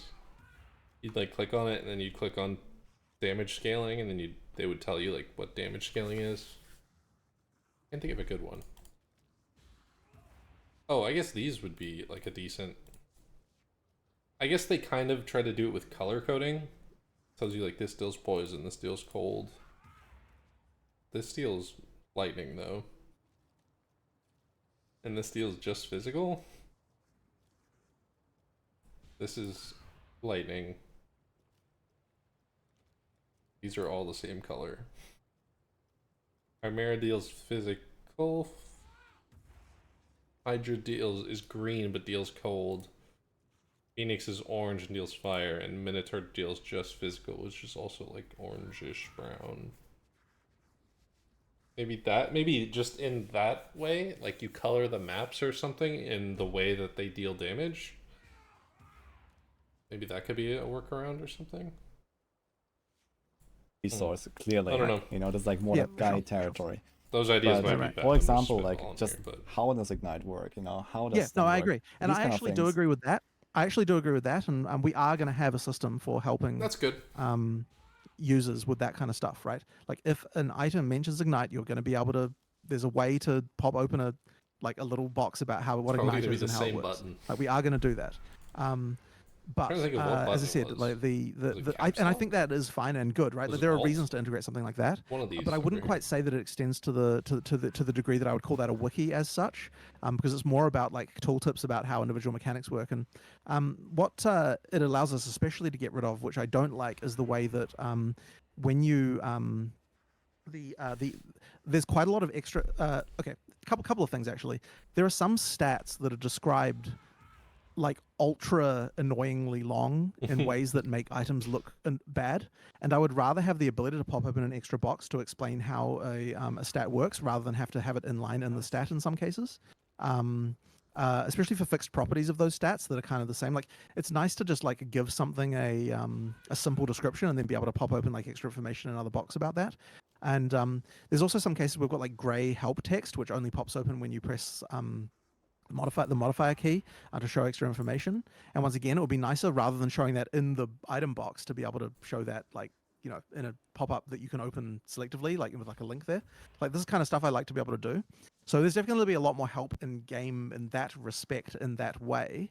But yeah, as I said, I don't know that I would say that extends to a full wiki as such. So yeah, fair. I think everything he says, I really like that. I like the Baldur's Gate thing. It's not. It might I hope that they don't mislead people with it though. Like, oh, it actually works like this.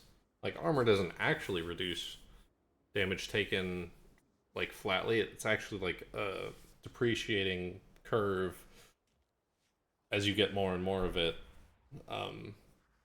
Like one armor isn't equal the same as, or isn't just, or two armor isn't twice as good as one armor once you get up there, but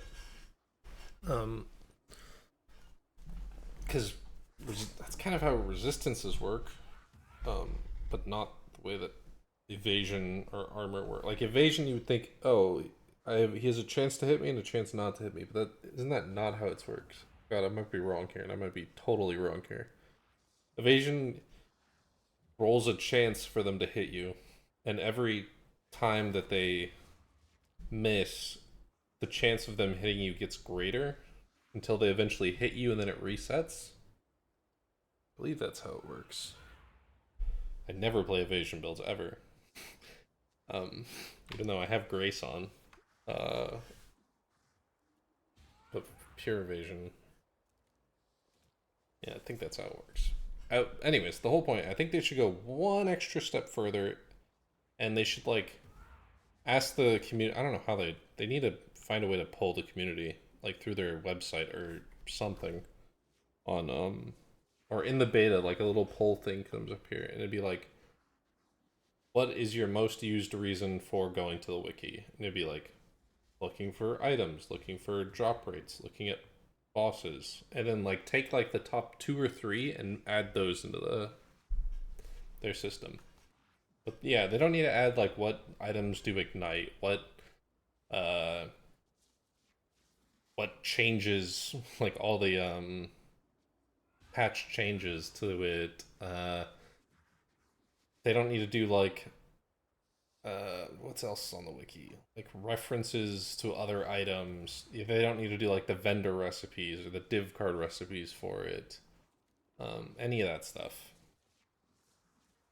But just like the top 3 reasons, which is probably going, my guess would be drop rate, not drop rate, drop location, boss damage, like what type of damage. The 3rd reason is probably like item description, maybe, like what the item does. That would be my guesses of the top 3 reasons people go. I doubt people are going to read the description of how Ignite works and how evasion works, and I think if they just get those 3 things very simply in the game, I think they're good. Fair enough. I think like even like having like more advanced tooltips that they can open up, or like, you know, press a key for that, you know, already explain you these kind of things would also be extremely helpful already. And then maybe don't need exactly this kind of like in-game wiki that I talked about. Right. And of course there will be community resources anyway. But I think until you get that system though, you should just be able to press this button. You should be able to press a button like this. Boop. There goes the wiki comes up. Until you solve that issue.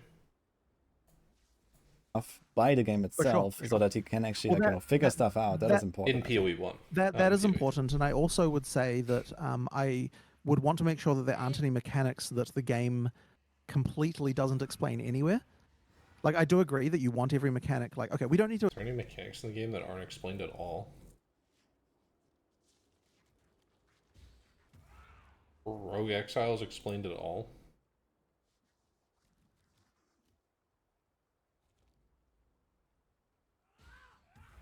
Is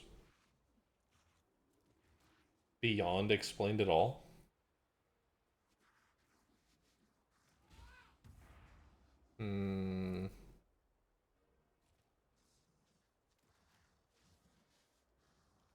Delirium's not really explained. But like, maybe not league content. What's a non-league mechanic that's not explained? Like armored evasion are technically never explained.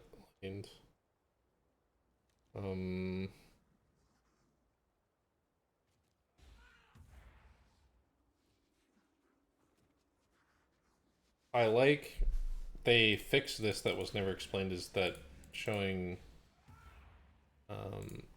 support gems, what they work with and what they don't work with. I like this a lot. It helped me during the gauntlet because I was playing Ice Sphere that I've never played before, and I didn't know what skills worked with it and what didn't. I think they made one error on Ice Sphere because I don't think chain works with it actually. It didn't seem like they were actually chaining. It would chain like every 10th shot or something. I don't know. It was weird.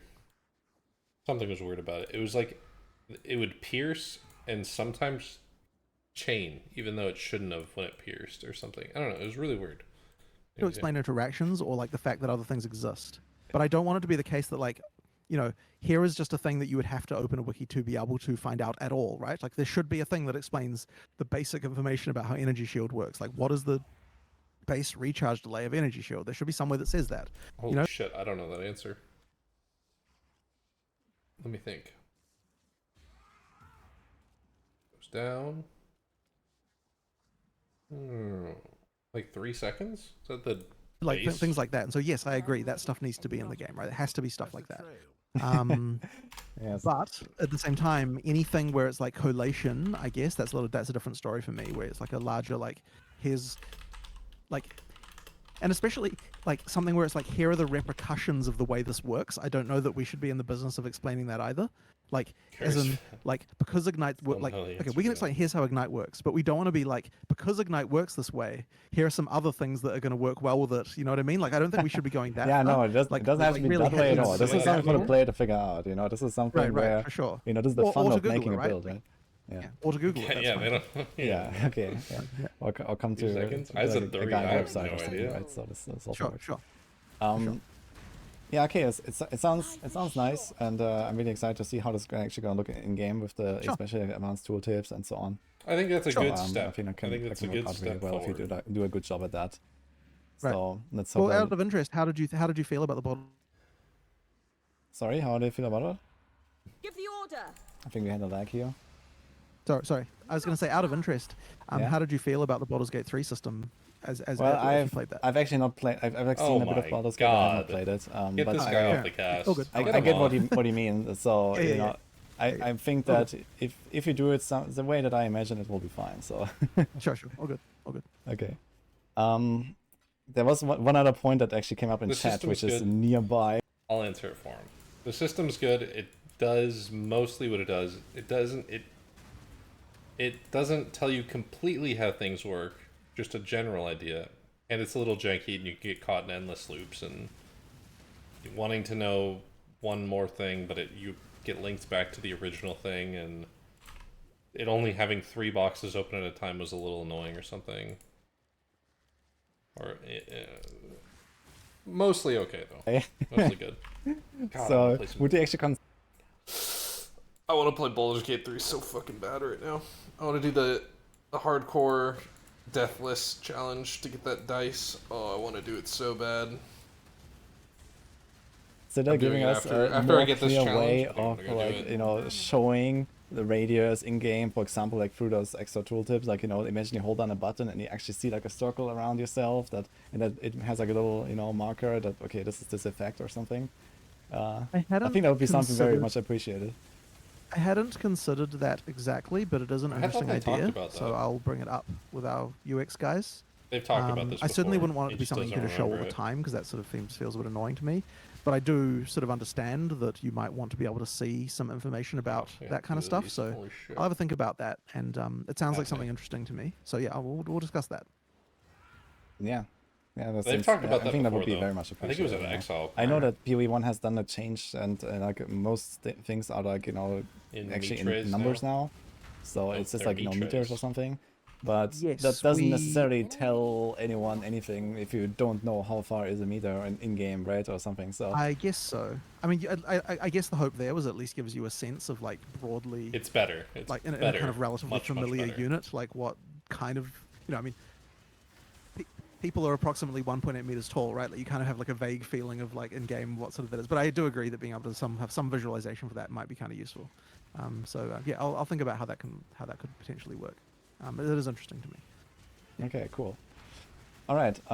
Just another small topic that I have is WSD movement. So you announced that, and like that looked really cool. Also, in I'm the gonna try this out, mercenary preview. but I think I'm I gonna hate really it. like that. But I'm probably gonna love Actually, now having played with it in Diablo 4, because they actually just introduced that into the game there as well.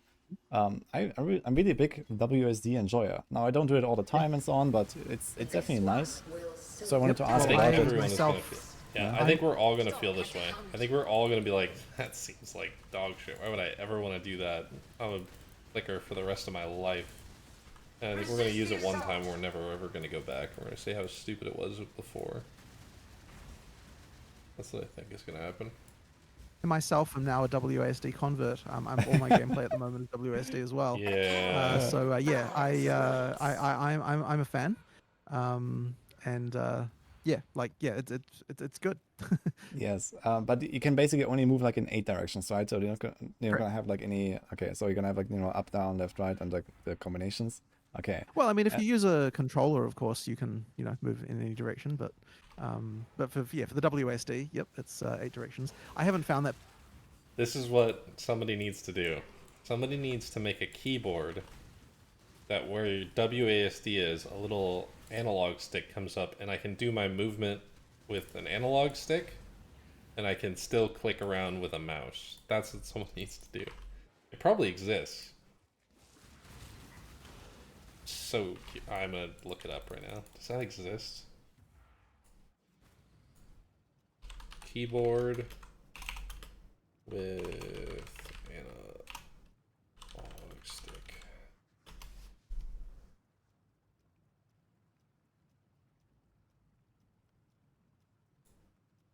Oh, they're like Quinn's things. Doesn't Quinn play on one of these? They're like the little handheld keyboards, the separate ones. Has Quinn been cheating with a analog stick this whole time? That's disgusting. I don't know what the hell is happening there.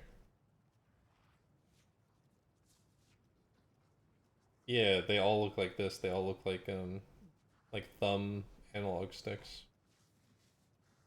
Interesting. That personally to be a limitation, but just sort of feels Weird natural. little. And you also intend that people can do this with melee characters, melee weapons, Yeah, not just absolutely, like ranged. absolutely. And all Yeah, that. as I said, Okay. I'm all my gameplay right now is that I like it. I prefer it, in fact. Okay. So, I have a follow-up yeah. question there, and that is also like, will you be able to like move your character while like interacting with the interface, like your skill tree, your Right. inventory, and all these kind of things? So we actually discussed this, and for a moment there, we were kind of like, it's a bit of a shame that what it will mean is that all race events will have you have to be a WSD player to be a racer if we make it so you can do Yeah, that. because you'll be able to. And then I move was and kind of chop. like, okay, but I guess that's just how we have to accept because it will be annoying to not have the ability to do your inventory while you're moving. So yes, you can use it and manipulate your inventory while you're walking around with WASD, and that's just kind of life. And I suppose the racers will just have to live with that because yes, that's straight up an advantage for them to be using WASD to be able to move at the same time as manipulating their inventory. But yeah, like not having that would kind of be like spiting the whole player base just for the few people who are racing. Therefore, I wonder what we just decided. Yeah, it has to be that way.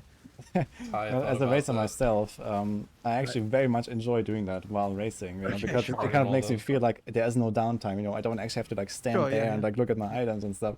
So that's right. actually really cool. Like I was really hoping to Right, hear right. that, to be honest. Right. Interesting. So, I'm yeah. super curious. Let's see what their Tighter Killer opinion can on do it with that was. information. Yeah. For sure. Okay. Oh fuck. I want to talk It's about annoying crafting. So this is another big topic, and obviously like very much ingrained in Path of Exile. You know, like Sure. basically all the currencies are crafting currencies and so on. And we do know that chaos always change and all that. But I want to ask about like the more general idea, like what is your vision for how people interact with crafting? Like how often are you gonna do that, or what's the gameplay loop? Like are you gonna just every once in a while pick up an item, try your luck with the chaos, and then maybe something else, and Yes. like how's that gonna go? Yes, I want you to be crafting a lot. Much more than you are in Path of Exile 1. And yeah, I've discussed the chaos change, and I'm pretty sure I've discussed the implications of it as well. But effectively, like, it should be a common situation where you pick up an item, or you pick up a rare, you're like, oh, this is close, let me just try a chaos orb on it, see whether it improves it. Oh, it didn't, oh well, throw it away. Then, pick up another thing later. Like, this is the kind of interaction that I want people to be having, so they're often engaging with that stuff. And that kind of thing, like, the other thing as well is that, okay, so like, Path of Exile 1 has obviously got like a crazy amount of different crafting systems, and we do embrace that stuff. For Path of Exile 2, I am sure it will get to that point as well.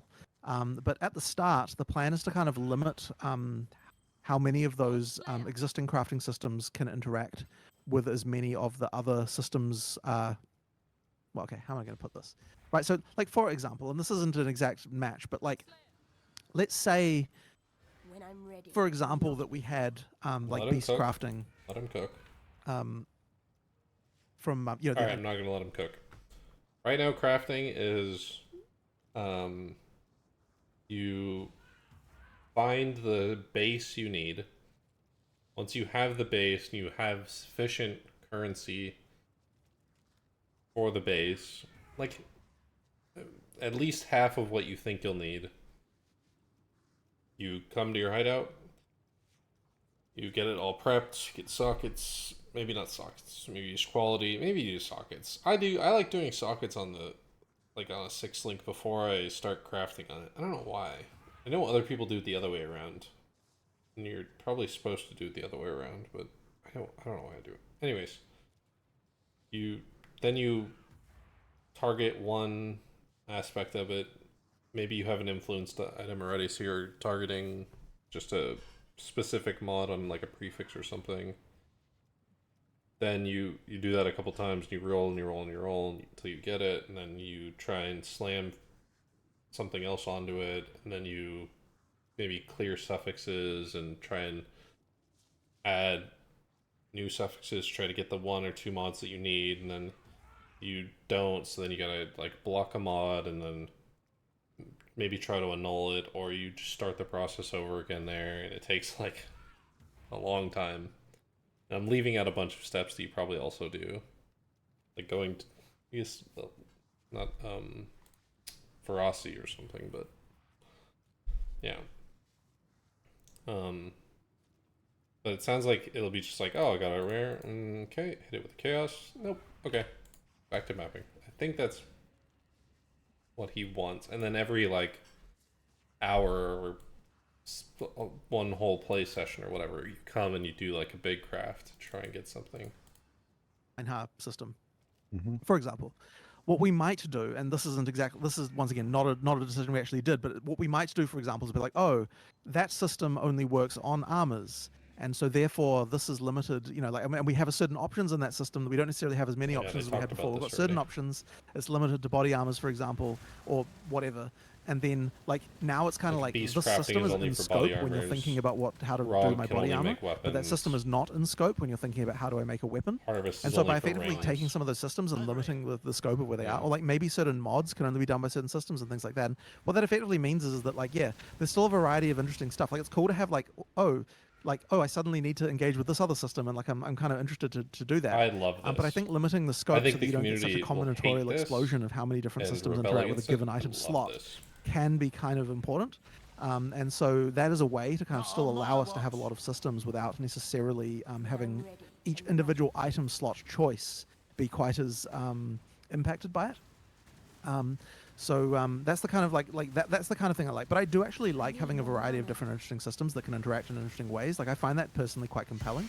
Like not every player necessarily needs to know like about every single one of them, but it's kind of cool when you But like. the I think it experienced gives you a players reason to be like, will. oh, like suddenly I find myself needing to like engage with this crafting system I never had to engage with before, and that means I now need to do this content I never bothered to engage with before, and that kind of thing kind of is interesting. Like it just kind of makes you give a little bit of a moment of like, oh, like here's the thing I never really explored before. I'm gonna like give that a shot now in order to be able to engage with this. They need to be really careful with this. If done well, this is going to be good. If there's a bad lake mechanic that people don't like to do, and majority of the player base hates it, but they have to interact with it because it's the strongest source of like power, they're gonna get a lot of backlash about this. I wonder what made them decide to do this, because this is kind of a scary change on their part to do. And so I find that stuff quite interesting, personally. Yeah, that's kind of like that's kind of why I like. Yeah, I guess my concern here would be that I think like Path of Exile 1 crafting right now is relatively infrequent. Like you have Raw problems with like craft all my fixing your items for me. resistances and you know all these kind of things, and But also fun, like most of the crafting processes you do are Yes. mostly like higher end projects, and you don't really yes, like, for and the example, reason yeah. the reason why that is because of Chaos Orb. Well, and a couple of things around that, right? Effectively, the base type. Once you've got a white base of a given thing, that's the only white base you ever need.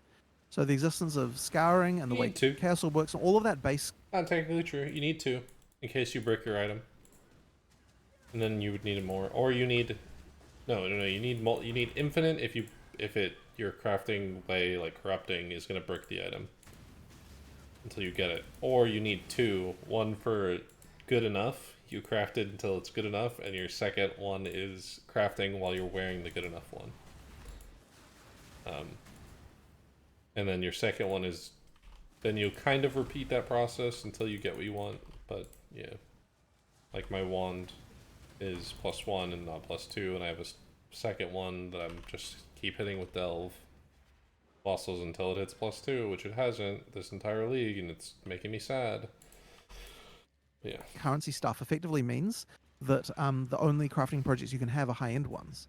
But the moment that it isn't like that, the moment that you have the system working like how we have it in PoE2, all those other crafting systems become something that you would use more frequently because of the little thing where you try a little upgrade, you know like try +1 on try it. doing this system like on this, like you find something like it becomes a thing that's more reasonable, Okay, in terms of the gameplay loop, I guess the idea here is that you way more often do like way smaller crafting projects and just brick your item and go again. And this is kind of the idea here. Yep, but there's still going to be crazy high-end crafting projects as well, right? Like we don't want to we don't want to lower the top end. We just want to They need to be real careful about drastically this, though. improve the bottom end. Like bring the floor down a lot to where you'll be able to actually craft something much more. If a big content creator, I'm not saying he'll do this, but let's use this as an example, and he's like, man, I fucking hate Blight. Blight is dog shit. I hate it. It's the worst mechanic ever, and you have to go get this Biss craft for my gloves there.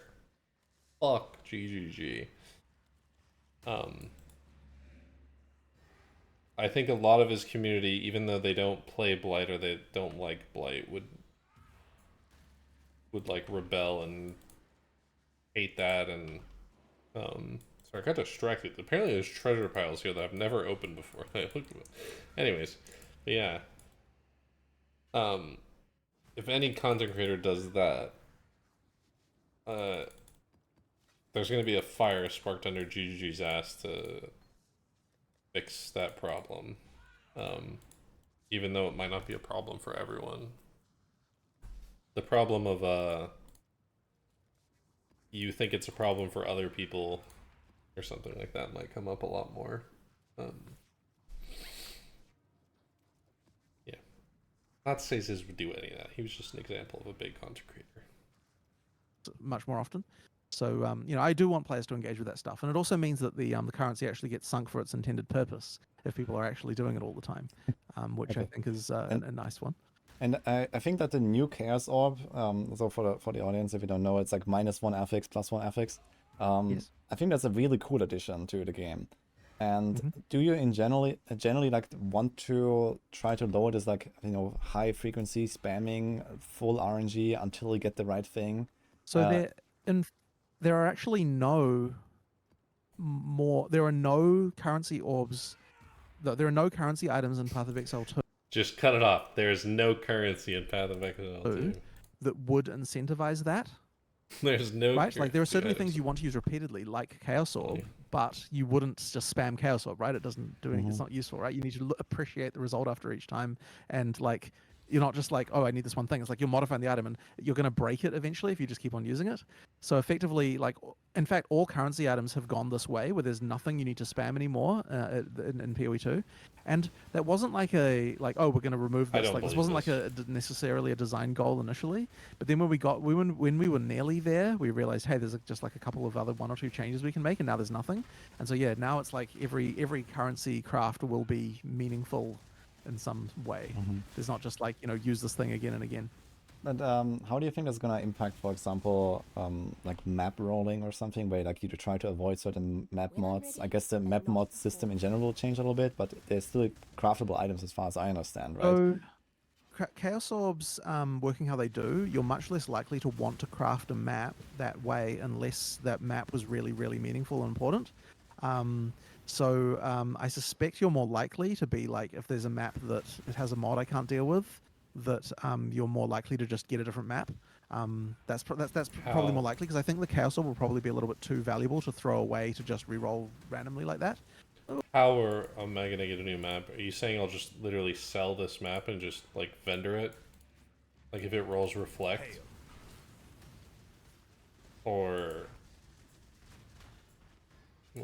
like do like the vendor recipe of like turn 3 into 2? Well, I guess we'll see though. You never really I quite don't love know. that. So you're going to be wanting to use transmutes and alks on your maps, certainly. I'm less Mhm. confident that you're going to be wanting to like re-roll What happens when you chaos get a re-roll bad them. mod though? There has been some discussion about whether we want map specific currency, but I don't know that I really want to do that. I sort of prefer not to if we don't have to. I suspect that's the kind of thing where we'll see how the economy shakes out and how the balance shakes out in the beta, because it's a little bit hard to actually assess the true value. So there's things like we have to worry about when we're talking about map crafting of like, okay, you have to make it so that crafting a map is more valuable than not crafting it, which means to say that like when you add mods to a map, it has to be that the result of what you like the value you get out of the map back has to be bigger than the value you put into the map, right? But then you don't want it to be so much higher that like you still want it to be a possibility that you'd want to run lower ones as well in some I cases. think Like we're there's just just gonna sort of have to- various considerations I'm we gonna have to do have to around that. see So it. that stuff's actually quite hard to get right in Experience it absence of an before. economy, because you Like, don't give really an know the opinion on that. true value of something absent an economy. So therefore, like we can try and make our doesn't sound estimates great, about like but what we imagine that's going to be, but it's going to require fine maybe all the tuning other systems will be better. in actual test. Yeah, like effectively we can Okay. only test like the SSF variant of how that is, rather than the the non-SSF economy Okay, kind I of have one other variants. question related to crafting, which is Yeah. you mentioned that basically all of the currency. He kind of just said something that I kind of like. Right now, the only way they can balance is for SSF. They can't balance for trade yet. They can guess, but they won't be able to do it exactly. I wonder if we're all going to be really... All the SSF people are going to be really enjoying drop rates and such and mechanics in the beginning, and we're going to slowly dislike them because they're going to become more trade friendly. Interesting. The orbs are set up in a way that you don't want to spend them, but what about like You do want to spend them, I non-currency? should say. I guess not even more trade friendly. Even the trade people will be like, what? Now I don't even drop this anymore? What the hell? I used to drop 10 maps a map. Now I'm only getting 1? Or 2? What the hell? Sorry? So that you do want to spend them, right? No, no, spam. Sorry. I mean, like, you know, like spam over and over, like sorry, I'll I said spam or spams, what case. please, Yeah, spam. so Yeah. Oh, good. Yeah. so what about like non-currency like crafting? Is that gonna be a thing? Like, for example, harvest crafts or like I don't know, beast crafting. I mean, we don't know exactly. Like, I don't know. Maybe like those things So are coming there back or will not. But be. yeah. Yeah, there will. So first of all, there will be a crafting bench system. We haven't talked about how it works yet, but there will be one. And there will also be other crafting systems as well, although at the start of the beta, probably That guy's less lost. because a Where's lot he of them going? come with Who the let their leaked kid in content that we're here? porting back from PoE 1. But in general, we're not afraid to add more crafting systems. It just has to Whose be kid like is what I was that? saying before, where we're like limiting the scope of each one to be a little bit more specific to individual places. Yeah, like there will absolutely be things like that. Okay, but like, are you planning to like design these systems in a way that you also just don't want to like spam over and over and over? Like, Yes, until you get... ideally. Okay, so Although I something like don't know that a lot of them like. So which ones are the real spam over and over ones? Well, in one PoE thing 1, that I would guess, come to but- my mind would be like synthesis implicits right now. Like, if you start out a crafting Okay. project, it's kind of like, you know, you roll the base, you know, over and over until you get the right synthesis implicits. So this would be one of those cases. Right, I see. Yep. Okay, understood. I guess it kind of like I don't know without more specifics about like individual PoE2 things. A little bit hard to go into more of that, but Yeah. ideally, what I do want to avoid, like I'm okay with you like repeating an action like over a longer period of time to like do things, but it's more the whole just like, you know, sit there click until you get the thing. Like that's kind of not really as useful to me. So yeah, that's that. No, because scourings don't exist. I've been trying. I don't have this achievement. I don't know how many other people have this achievement. I don't have the unique achievement. Chance orb to unique. I was spamming like 1,000 of them this league, and I still don't have it. I like read a Reddit post. They're like, yeah, you can do it in about 150 with like belts, or like 200 with like a quiver. I have done, I feel like 10,000 over my lifetime, and I've never hit a unique. I don't know what is happening. That's where I kind of want to try and avoid things. Okay. Yeah. All right, My hand that's actually, very, I very quit. insightful. I Thank you. ended stream yesterday because my hand I have hurt another so big much from topic, doing which is so many of them. just like, I guess, more the bigger picture of the development of the game. So I was wondering, like, what kind of insights have you taken, like, directly from like other games, other RPGs? A few things here and there are mentioned, and a few things are somewhat like take a day to play it, implied, I guess. I'm not sure if you mentioned them. Like, for example, like the dodge roll from, like, this very much reminds me of like Elden Ring, for example, or something like Soul-like games. And I mean, dodge roll. I wouldn't say there's a very specific game it comes from. yeah, Right? It's like there's a but dodge at roll in, least like, for me practically every personally, other it game immediately at this reminded me. So point. yeah. Yeah. I mean, They took it from definitely Elden there was Ring. some influence from Elden Ring for sure, but They I took wouldn't it. say that's like, oh yeah, Elden Ring had a dodge roll, therefore we're going to take it from that specifically. Yeah, you know? they It's did. just like that's just action games, right? Yeah, okay, fair enough. Yeah. But also, like, more in the ARPG What genre, game like you more roll recently, in? let's say, for example, Diablo 4 came out, and Sure. did that in any way influence, for example, your ideas? Did you actually learn something from that? Or, for example, last Epoch with, like, you know, some of the new systems they have shown, like the crafting and last Epoch, there's like a few kind of gems out there. I wonder what they think about. I learned about last Epoch's crafting is like. I wonder how they feel about limited crafting on each base type. It'd be interesting if they add a specific item or a specific league reward item that has this, that you can only do it like, say like Crucible comes back, but you can only Crucible craft on an item like 5 times, and then that's it. You can't sit there and roll it and roll it and roll it. Eventually, after like 5 times, it will just brick. I'm trying to remember, Scourge items, were Scourge items kind of like this? You could tier them up 3 times. Could you ever tier them back down or change them? I don't remember. That kind of system would be feel interesting. that Right. might influence Not for you. every item, just So like a in specific. general, I would say I try to take more inspiration from non-action RPGs because I find that to be a more interesting thing. And Interesting. I guess like that's that. just kind of my MO more. But that being said, what I think that the action RPGs do is they set a floor for what is like a minimum acceptable level of Expected like of you. functionality, I guess. And like when it comes to Last Epoch, like you just mentioned, right? Like they did all their trade stuff, and it was kind of like at that point, it's like, okay, like we've reached a point now where an ARPG can't really have the trade system that we had before. We have to do better, right? And so like that's an example of where that competition is so good. It's so good. I love so much that last epoch, and they like Wolfson tried to do, and the other one, the cartoony one. Can't think of what it's called.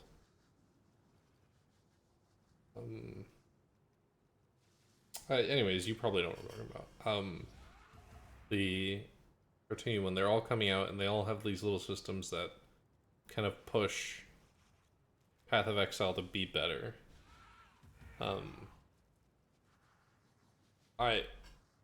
It's really sad when like Diablo 4 came out, and it's just worse in every single way, besides graphics, I guess, than PoE. Because there's nothing that PoE took from Diablo. Maybe what not to do. But yeah, that felt shitty. Because it didn't... It's like the more ships in the harbor, or higher tide raises all ships or something. I don't know the saying. But it felt like Diablo's ship came in, and it just kind of floated above the water, and just...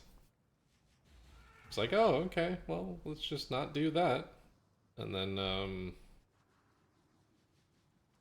yeah. I like that games are pushing Path of Exile to do some things that they didn't want to budge on before. Yeah. Competition, always good. game influences us. It's not exactly in like, oh, they made a system, therefore we're going to rip it off.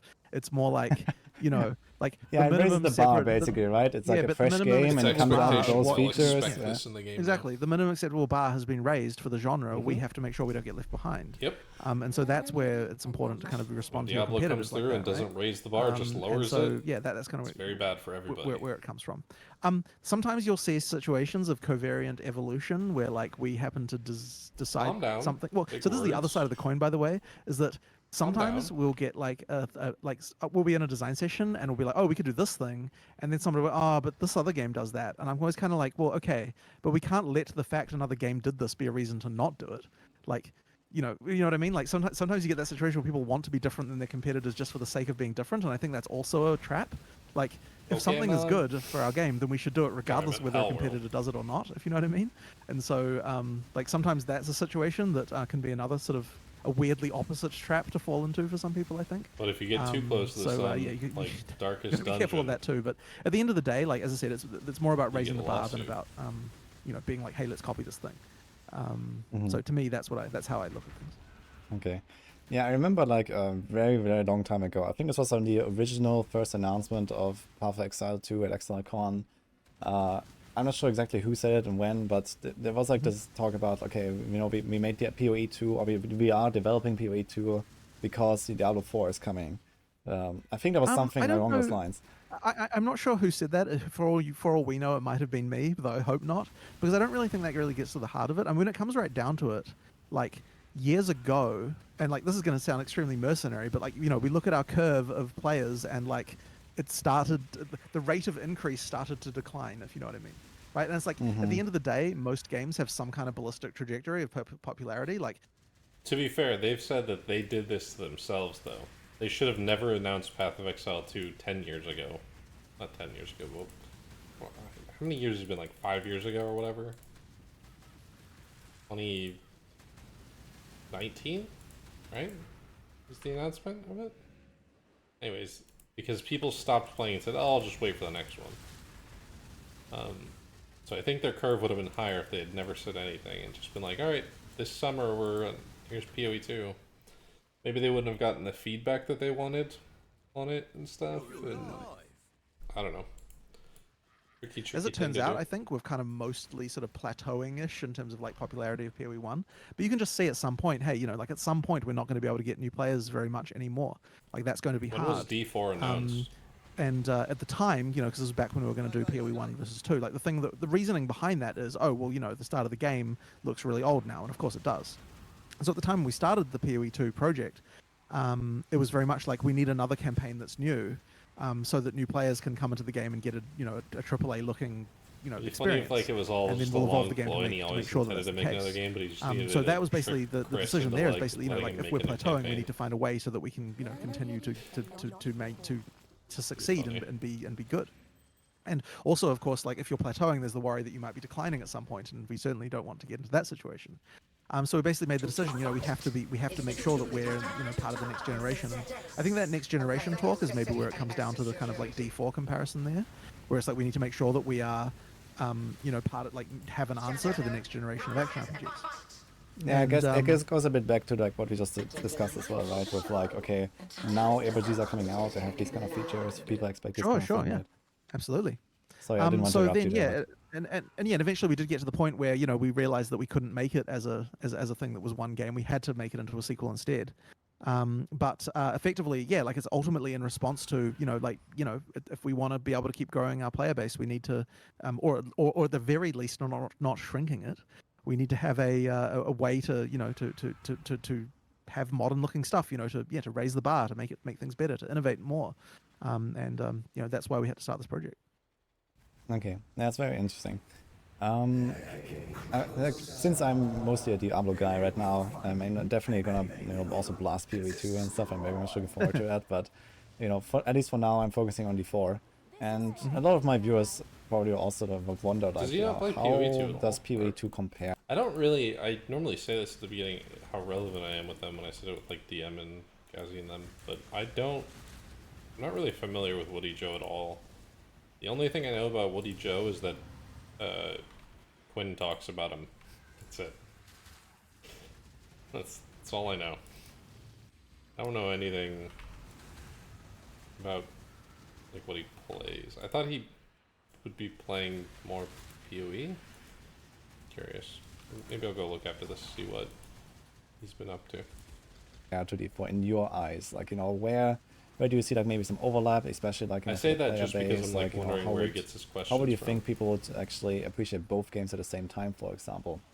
Or like I what, mean, I a don't- bunch of synthesis stuff. yeah. I mean, it depends on how inflammatory I want to go here, but but effectively, I mean, look. Obviously, I think the game I'm working on is better than the game someone else works on, right? Like that should be that should be the case. But Okay, I'm with you on that. I can Yeah, yeah. understand. Say it.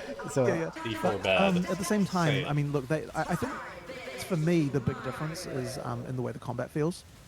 I mean, look, there are other things as well. I mean, there's like to do with. I mean, I feel like we're more willing to embrace complexity in certain ways and things like that. But That's a good way to put it. the big one for me is Little combat, milk and toast. I really want Path of Exile 2 to just feel like an action game, right? Like it's got action game chops. Like you can play it like you would imagine the combat of like a single player game that was an action game being. You know what I mean? Like that, you should be able to play it that way. And so, I've said this before, but I feel like they just went in a slightly more MMO-y direction, which is not personally the kind of combat that I like. I mean, not all the way, right? There's still an action game ultimately, but it's like more cooldown heavy and this kind of stuff. Like they just have a bit of a different take on the way that you design for the player skills side of things. But also, I think you see that a little bit in the boss design and so on as well. Like it's a little bit more like that. We're trying to do a bit more of a, just as I said. Man, I wish that if they would have taken anything from D4 is like events.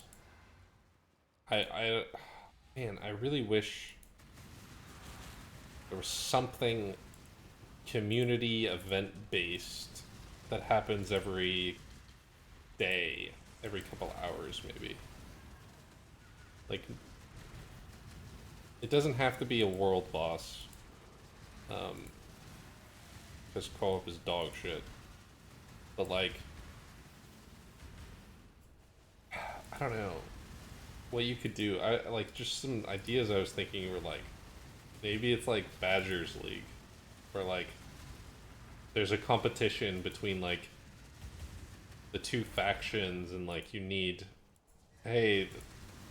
as many chaos orbs as you can farm, raw chaos that you can pick up and farm in the next power and give to Zana, or no, give to Alva because she needs them to make a crazy time travel device.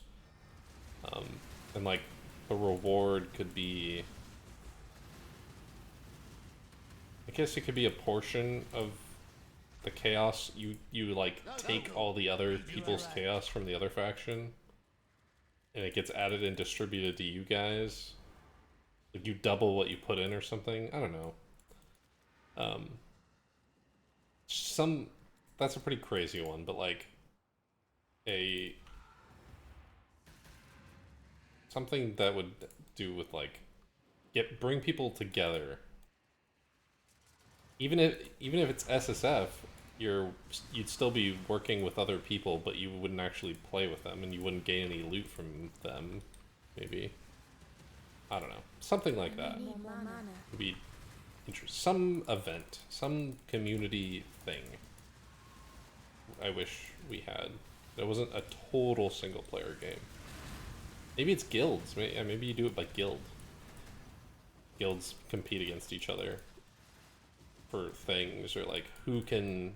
Maybe it's as simple as like who can clear lab the fastest. But they're like random events, so you can't prep for it. You don't know what's coming, and it just like circles out every day. Like who can clear the campaign the fastest, and like, oh man, we have to like make a new character and like clear the campaign, and it's the cumulative time of like 10 players, so you can't just get Tai on in your guild and he wins every time. You have to get like 10 people, and if their times are really, or like the 9 other people's times are like super slow, you need like maybe then there would be like a speedrunners guild, something like that. I don't know. I think it'd be fun. And you're locked in for the league. Once you join a guild, you can't change or join another one. Or at least you can join another one, but you can't compete until the next league or something like that. I don't know. Totally just more of that kind of spitballing like random pure action ideas game here, style but as far as yeah. the actual combat goes. And Cool then if you know they had the other big difference is something. of course just the differences that it's always been with our game, where like we embrace like the ridiculous amount of depth that you get when you add all these kind of like kind of interesting tools to the player and this kind of thing. So that's kind of the main big difference. But I also think it's a little bit different in the sense that maybe people from the D4 team would disagree with this a little bit, but I think that we've got a more of a like live service type route as far as like we know That's a how to dangerous maintain a word game to in the use. long term quite well, I think. I know that D4 obviously is trying to go for the same thing, but I still think that it's just They're a little bit failing different. I think miserably. that, like the way that they approach that stuff. So you know, The only thing I know about the new league is that I seen Ziz go play it, and he was like, "Well, I think we're done, boys. We're going back to PoE at the end of the day." And I think he was done in like 4 days, 3 days, or something. That's crazy. They failed tremendously if that's what your league is. That's what your live service game is like 3 days and your player is done completely. That's crazy. That's super crazy. You're putting months of content into it, or months of work and money into something that people are playing for 3 days, which is like 6 hours. Ooh, that's a bit rough. I like to think that we're a little bit, yeah, just as I said, just handle that side of things a little bit differently than they do. That's another bit of a difference there as well. Okay. I guess it speaks to the game exactly in the same way because it's more about the development of the game rather than the actual game itself. But yeah, it's a different philosophy, I think, a little bit. Okay. Yeah, fair enough. In general, PoE, I believe, I guess it goes a bit like in the same direction for like, you know, comparison between like, for example, D4 and PoE. But in general, like I feel like PoE is more of like a solo player-centric game than, for example, the Diablo titles. It is. Are you planning don't know to that- change that maybe, or like, you know, make it more I group don't- friendly? Yeah. I don't know that I would say that was intentional particularly. No, that's not what I'm saying, but I feel like this is how it develops right. at least. Yeah. Potentially. I mean, look, so one thing that we'll accept that there was one very specific pillar of at our game studio which I don't know that they have on Diablo, although I can't say for sure, which is that in our opinion, all content should be able to be played solo. As opposed to, I know they have some content that you can't play solo, right? They've got the those big world raids or something You like that. can do those solo. They've got those things, right? So our feeling has always been that all content should be able to be played solo, and I guess like that does lead to a situation where like it is obviously solo friendly. It has to be for that situation, right? But that can just mean that like One more. like my hope is that it's neither multiplayer nor solo friendly. Like if you want to play multiplayer, that you play multiplayer and you get just as much like you get just as much benefit as you would from that as you would play from playing solo. So like if that's off a bit, So then maybe that's there like a wouldn't be thing that we want physical to fix, rewards if you to know what I these mean, event rather things than I was like talking about. a Maybe design there's like philosophy leaderboard as such. things Like or we want something? the decision to be playing Or multiplayer not to foils. be more Maybe about you can, what you it gives want you like to a do rather foil than being about currency, like, and you could like what tap an has item more that foils it or advantage something. for doing it. So Something if like that. PoE1 has more advantage for playing solo, then that is kind of not quite right either. Like it should, as I said, be ideally completely balanced to be the same. You get a as far as mystery rewardiness box and like for reasons to do stuff. So completing like playing or winning multiplayer is more that about the fun of the moment of the action. Not it day's shouldn't be about challenge like or something. because I can get these Maybe rewards that I couldn't week's otherwise get. challenge. If you know what I mean. So yeah, that's Yeah, kind of my I feeling didn't mean about to it. seem that. Non- I didn't mean to say Yeah. that. You know, like it's like either You more get solo or coins, group player you friendly. get, I mean, there are like, obviously like group microtransactions strategies in points or PoE1 something. right now that Right. are like completely busted, and we have Empyrean and all that, right? Yes, well, But solo players also have like we have people that find their 20 mirrors in Affliction League and alone. sure. So there's definitely like both sides available, and that's really cool. Right. And Right. the question about it would be maybe, are you planning to maybe expand the group, like the social tools in some way? Well, I'm curious. What tools do you want really? So like, what do you want? Well, I Let's, mean, let's one talk one about common that. request, for example, here, like when I play Diablo 4, is people want a group finder, of some sort. We can like say, okay, I want to do I this think and that, group finder and I'm looking for kind people. of exists. And You know, it's okay, funny because I guess in people- Diablo people- 4 there's like more of a reason to group up sometimes, versus PoE. People yeah, people forget the notice board in town all the time. yeah, I didn't forget there's it, but actually a I was thing. going to We talk actually have about it, that. yes. But Yeah, I yeah. can't say I've ever used it, So that's Right. It's Well, look, that like means that there it's a is this failed notice system, right? board, Yeah. and there's like, Yeah. I mean, I'm sure that I've used the notice board one time. I think it was like the very first time I was playing PoE, like 7 years ago or something. And I did it in Act 3 because I couldn't beat Dominus. I was like, I don't know what is going on. I couldn't beat him. I knew nothing about the game. I looked up nothing. And I think this was hardcore. It wasn't SSF, obviously, but I think it was hardcore. I remember it being. And this guy was like, the group was like carries through it. So, like, or maybe it wasn't even carries. Maybe it was just, it said like Act 3 leveling, and we got to Dominus. Or like I helped them get up to Dominus, and then this like level 99 came in just to kill it for us or something. I didn't know what was happening. I jumped in there. I got one tapped by the boss. Because I guess you're supposed to come in late or something, and I never did lobbies again. I lost the character, I think.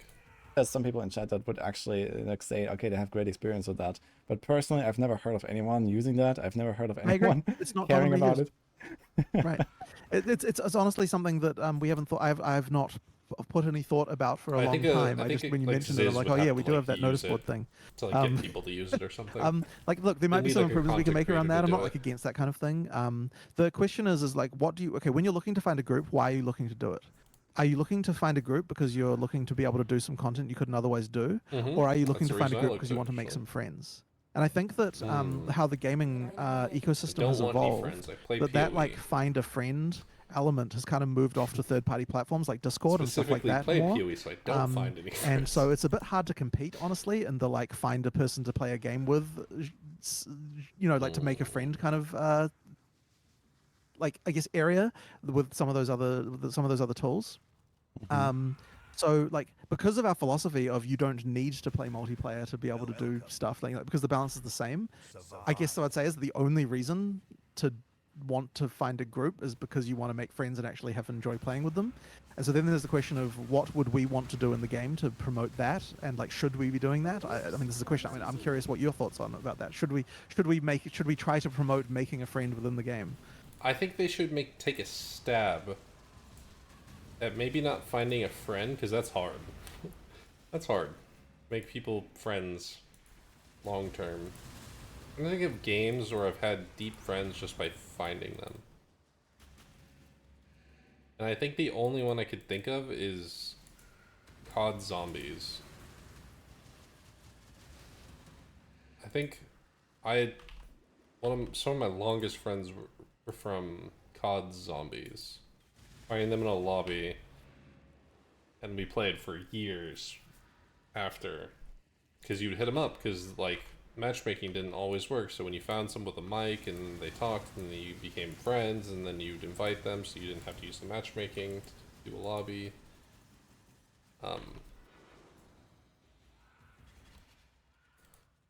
What other games have I had long friendship? I mean, there's like DayZ and Rust, but there was no matchmaking involved. I just joined a clan for both. I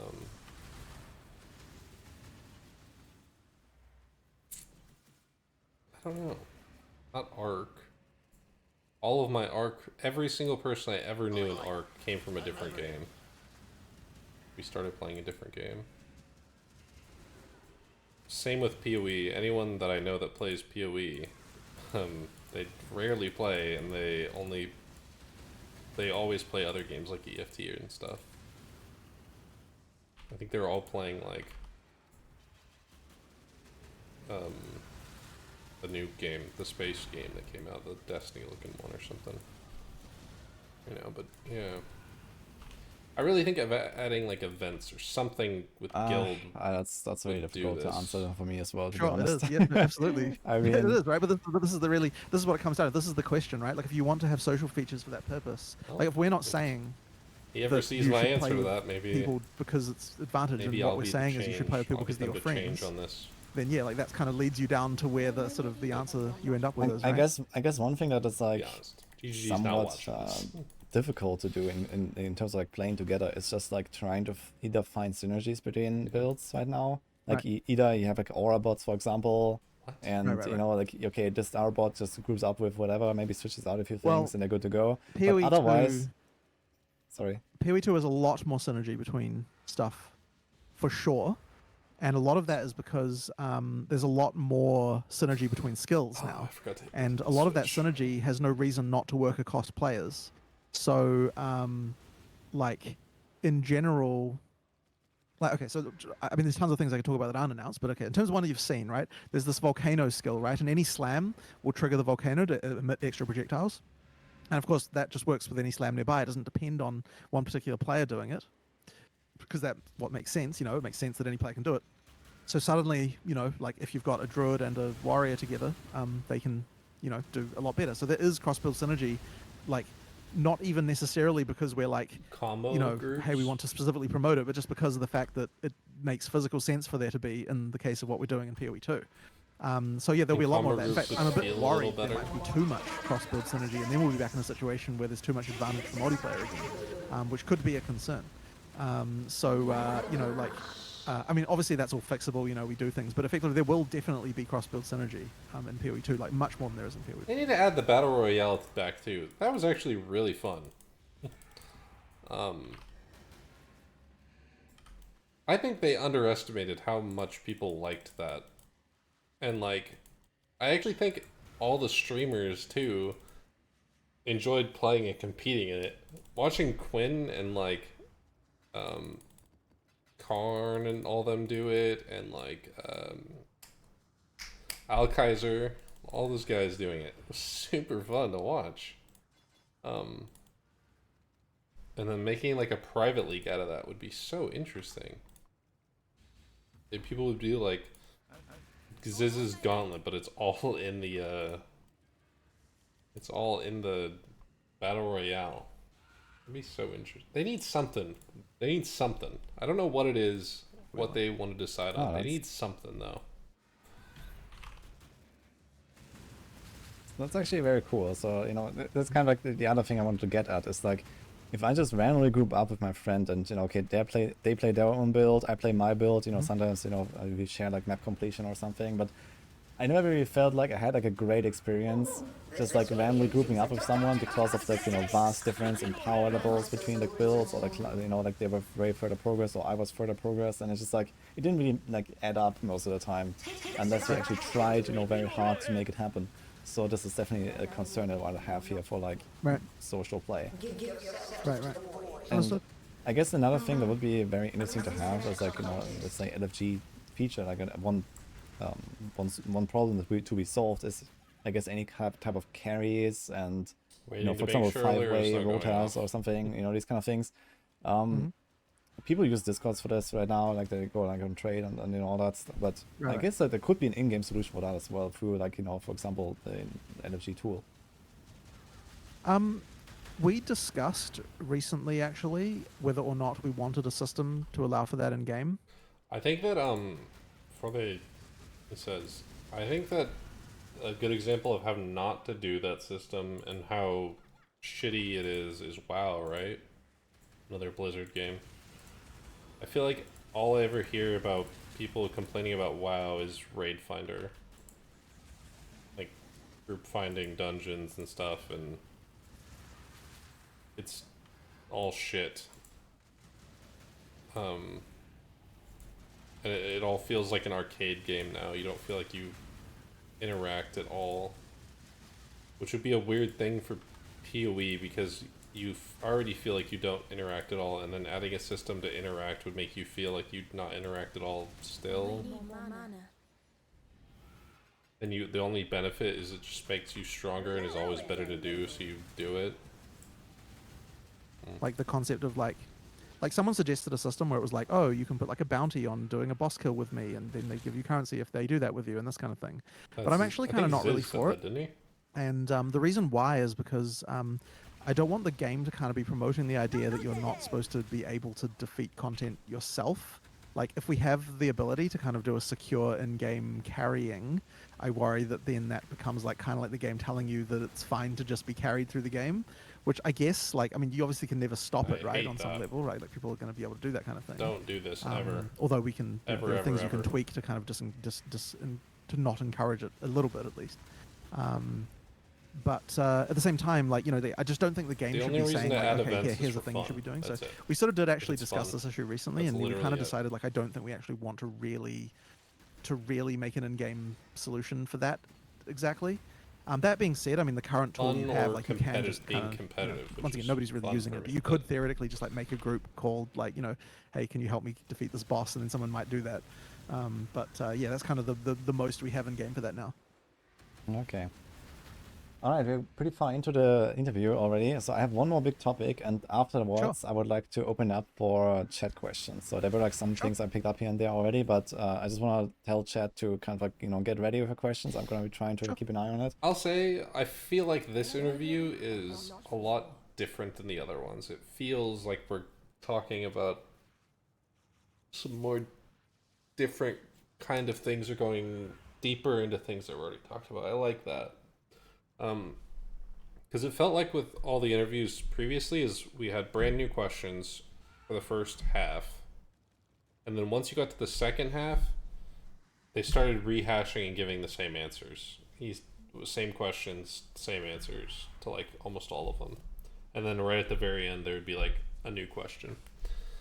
It feels like with this one, they're all either new questions or they're expansions to the old question, so they're not the same answer, they're like an expanded answer. That's what it feels like. Pretty good interview so far. I like it. While we discuss the last topic, and then we're gonna have a bit of stuff from chat. All right, so my last big topic is build design and balance.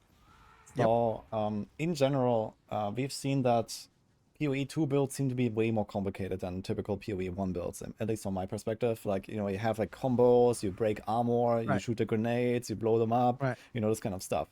So well, I want to just address that slightly. Okay. Yeah. I don't know that I would say that they're more complicated than PoE1. I'm talking about the gameplay, not about the build making. I would exactly. So I would say that they require more you to do more things. Yes. But in terms of complexity, the PoE1 builds are not exactly simple either, right? Like there's quite a lot going on there. Yeah. Of course, yeah. Oh, I don't know why I paused the video for that. I meant to mute my mic and I paused the video instinctively. I'm talking about the don't- gameplay. I'm Sorry, I didn't Right, right, for clarify sure, this. for sure. Yep. So go on. Like, so Yeah, like, Anyways, I paused the video. Might as well. So how many different things am I doing on my build right now? I'm always using bone armor automatically. Flame dashing around, and then when my unleash gets to 3, or at least I try when it gets to 3, I summon spirits. If I see a rare, I'll drop a brand, which will curse him. I almost never try. It's so bad. I know you're supposed to. I never drop my banner ever. I just don't. I know you're supposed to, but I don't ever do that. When my Val skills get full and I see a rare, I'll drop like Val haste. Wonder. That's already a lot. I So guess the question here is for me, Yeah. like, is this your intended way to play Oh for my like God, there's basically a- everything? Do you want people to have to do Last those half of this interview multiple might combos? be Is me this just like sitting here because really built in and ingrained into those different skill gems and the passive tree? And what about more simplistic builds, for example? Can I make Right. like a one button, just like tornado shot or something, and just blast through the maps, and it's gonna be actually effective? Okay, so I guess this is a right. So first of all, I want at all times everything to be possible. Right? That's always generally our motto: is anything is possible, but it just comes down to costing, right? And the cost generally of making a one-button build is going to be that you're not quite as effective. And so I guess you could easily argue that because of the fact that a one-button build is not going to be as efficient in terms of clear speed as a multi-button build, that therefore means that it isn't a thing you can do, right? Like that's the way the way people often look at these things is like, okay, if it's not the most efficient, then it's not viable. Therefore, it means it's not like you can't do it. So I suppose on that level, like the game is going to incentivize you to use multiple things and do some kind of comboing stuff. But that said, we also embrace automation. We've got all of the different stuff you can do with Spirit, and effectively the way that effectively gets balanced is that the more automation you want to do, the more Spirit cost it's going to cost you. have they talked about that at all before? Your automation is based off spirit? I'm trying to think if they talked about that at all. Oh, I guess they talked about it for a second during ExileCon, right? Because that cast skill that once you take enough damage or deal enough lightning, whatever the hell it was, the cast when skill used spirit instead of your defensive aura. I wonder, I didn't really think about that. I wonder how many other automation things are going to be built into it. I wonder if you're going to be able to like automate curses and stuff, or automate everything through cast when or whatever it's going to be.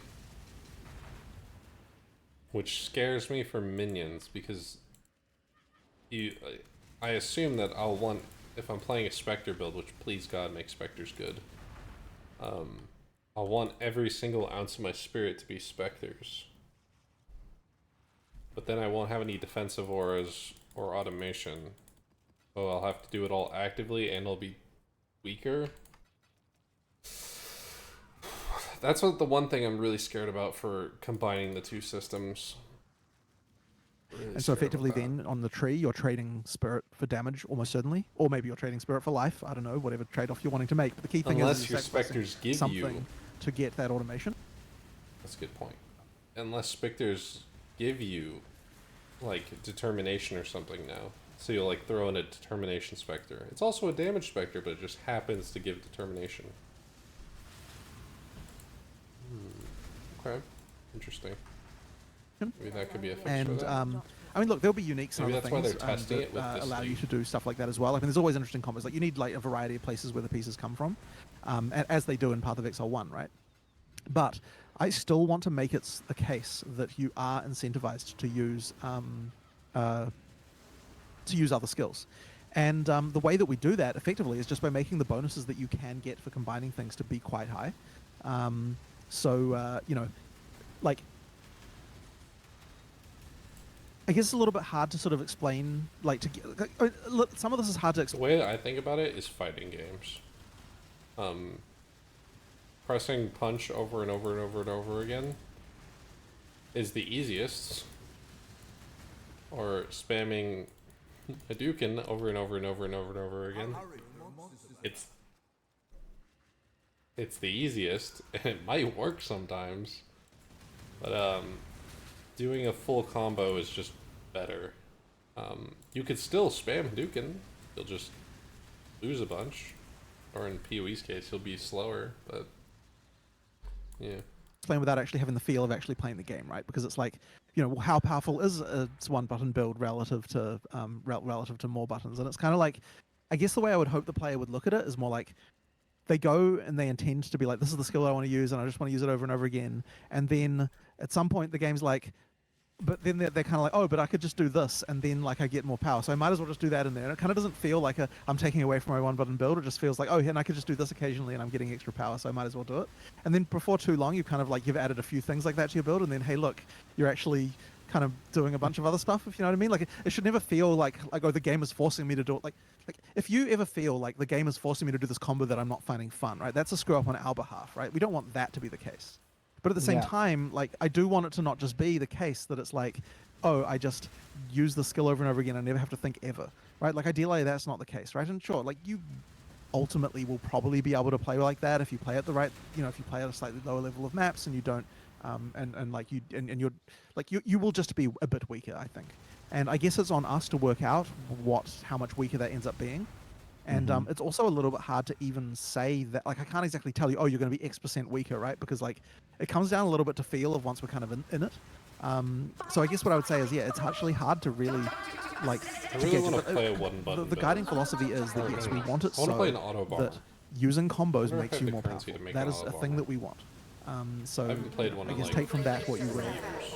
You know, but, yeah, Okay. as I said, but we never want to Yeah, rule fair it like See something what that's completely out. like. You know what I mean? So this means like you're generally incentivizing, at Generally least a speaking- combo play, and Yes. like generally currently speaking, right we're now incentivizing you that. put your totem, you put your curse, and then you start whacking or something. Or at least, if not a combo, at least something where a situation will come up where you want to use something different, right? Maybe the regular clearing you're doing still only is one button, but then you see an enemy that has this property, and you're like, oh, I've got the skill to deal with that, right? Because I've got all these extra skill slots, I've got a thing where I can I just think do that's that. a You know what I mean? super good way Like, to look at it. you don't necessarily have to be like every single pack you've got like these 3 things you need to do, but I do think it Essentially has to be weapon that swap every for 5 or rares 6 or packs something. there's a monster that's like, oh, I can use this skill because it's best for dealing with this problem.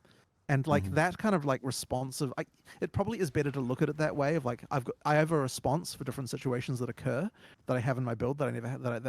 Where previously I wouldn't have had a response for that thing. Now I have a response. This thing comes up. I've got the solution to it. Yeah. That can be important. Is there actually like the idea that, okay, like as you play through like a regular map in the end game, that you actually have like certain different situations where, okay, like now you have this encounter and this feels like a very different encounter than those other 5 packs I just cleared, and you have like typical trash packs, and then like maybe like some bigger guy, and then you start using your combo. Because currently in PoE1 gameplay, I would just like you use a blast for everything. Okay, maybe this thing lives like 2 seconds longer, but that's it. So. And there's a couple of things going on. So one thing to note is that in Path of Exile 2, the differences between monsters, even just white monsters, are much more extreme. Like, you will have white monsters that have 10 times the life of other white monsters, right? Like, this is a big, tanky, big dude, right? It's much, much, much more life than a just random goblin. Like, the differences in resistances between different monsters can be quite high. Like, the things like that, we've extremized a lot of the difference between different things, which means that you actually have to care more about, like, what you're fighting. And so that can mean that, yeah, you have to care about the situation quite a lot more. So it isn't the case that you're like, I've got the same exact rotation for every single pack. It's like, maybe you do earlier in the game before you've got some of the automation and so on like that. But like, it's likely to get to the point where like your standard thing for just killing trash is going to be easy to do. But then you come across a thing, I have to deal with this problem now. You know, I've Okay. got a few extra skills involved. I've got a longer combo that I can do, but I don't use it on every pack, but I do use it when something's just a bit tougher, or like maybe this thing's like resistant to what I normally do, so I've got this extra thing I can throw in there. Like it's that kind of stuff, right? Like making sure that there's options for you to do when you come across a situation. Okay. One question also kind of related to that is like, That's good. how are players expected to kind of like find the right difficulty for them to play? Like especially like in endgame when you have like no different tiers maps. I guess there's gonna be like some kind of progression. The answer to this makes me very sad. The average player won't determine this. They'll have someone determine it for them. Their build guides. Yeah. Progression system similar to now, and like. So ultimately, yes, Yeah. we do ideally the way difficulty works is that if you're able to do more difficult content, you get more economic benefit for doing that content, which gets you the ability to do more difficult content. So effectively, you always kind of end up at the difficulty level that you're supposed to be at because the ability for you to kill, to achieve things, effectively gives you an economically correct amount of wealth that gives you the correct amount of difficulty. Like it's all supposed to be a cycle like that, and that's the fundamental thing that the map system allows for. Except As well as everyone and the will way look that at the it, map system the kind of interacts with streamer other or content. So that's something, kind of and how look you at end up with that. their guide that The says thing, of 10 course, that divs we an need to make hour, sure we get in I'll do difficulty that. right with that doesn't conform to that is the campaign, because the campaign, doesn't have that same economic barrier. So that is a little bit harder to get exactly right to make sure that all players can get through. But that being said, at least in the campaign, you can have like extra goals, extra objectives that give you more, like side content, things like that, like other stuff that's harder. Like that kind of stuff is I guess what you do in the campaign. But I guess hopefully that sort of answers the question. Okay, yeah. There's also something else that I wanted to ask about the one-button builds again, which is as the game progresses, I imagine we're gonna get like more and more tools available to the players. Maybe power creep like sets in and all that. And what are your plans in case, for example, like people get so accustomed, it gets to such a high power level that one-button builds are just enough for everything? Like, do we actually want to like cut back on that at some point, and to say, okay, we want this combo gameplay? This may be like what you do now for the start of the game, I but hope like maybe like they'll nerf 5 weeks that. I down, don't 10 know weeks if down the they'll be able line, to. things might look very different. So Right. how do you think this might That's evolve? That is a tough question, and I honestly don't know that I can even necessarily answer it easily, because like it really. Why is this fucking... Not every single balance decision is easy to quantify down into like, is this too powerful and all of that kind of stuff. Like sometimes you just have to like kind of just be like, does this feel, there's just an element of does it feel right or wrong? And look, I want combo gameplay to be a thing. I want there to be answers, but I don't necessarily know that power creep. Okay. Could power creep lead to a situation where you can just destroy everything? Well, you know what? Well, okay. Well, here's the thing, right?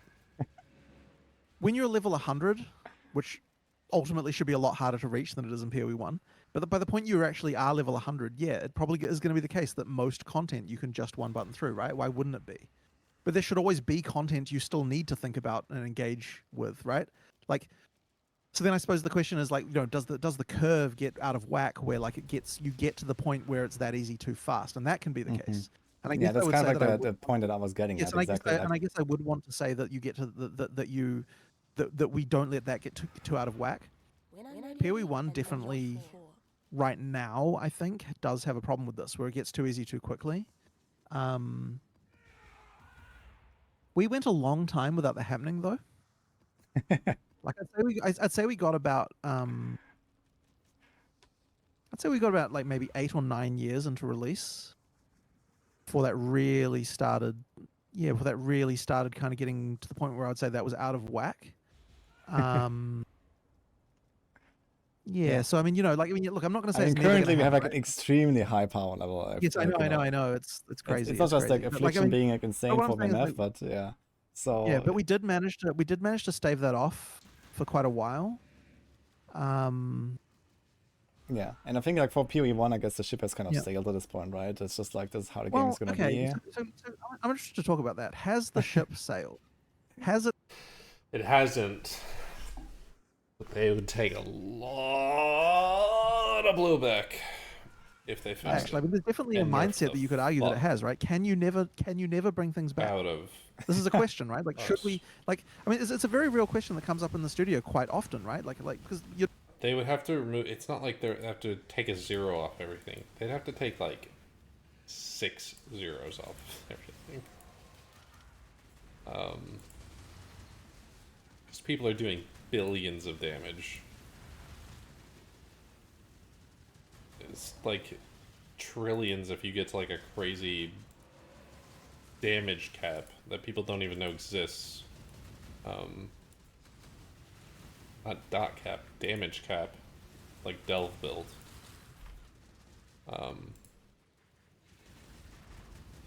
That it can just only take so much damage. Because health values only go so high. I wonder, they would have to get so crazy with it.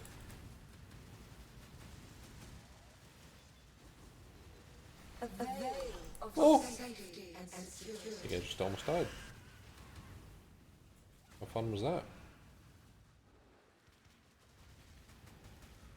Be healed and fight on!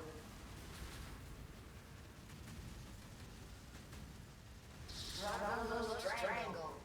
On to the next fight. you're discussing when you're talking about PoE1 balance, which I often do discuss. Scary. You know, it's the question: has the ship sailed on PoE1 balance, or has it? Why should the ship have sailed? Why can we not get things back into a better line again? You know, like I don't know. There's questions about that. I mean, I don't know. I'm just here. Like, what do you reckon? Like, should we rebalance PoE1 to the point where it's more like how it was about 3 or 4 years ago? Well, What do you reckon? personally, I would actually enjoy that a lot because I enjoyed the game Yep. more back And a then, lot of to people be do. honest. And the sad thing is But- that this is the funny thing is pretty much everyone in the studio here would agree with that position, right? Like I don't think anyone here is really happy with the level of what's gone on like in the last few years there. I don't know. But then the question is, okay, so the general there is a certain wisdom in like, don't rock the boat so much. I mean, you don't want to make the game unfun, right? So it always has to be like that. That's the issue, right? But the question, I so think it would be this thing's there, right? so much I guess this is a larger whiplash. sort of philosophical discussion rather than like anything concrete because it's like, you know, but I think there would be so much whiplash to this. There would be Reddit threads for years about the day they did this.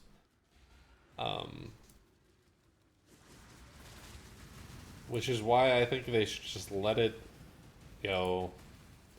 I think they should continue development on PoE1 for like a year after PoE2 comes out. And then I think they should just let it go. End service. Stop updates, and then like a year after they stop updates or whatever, then like take down the servers.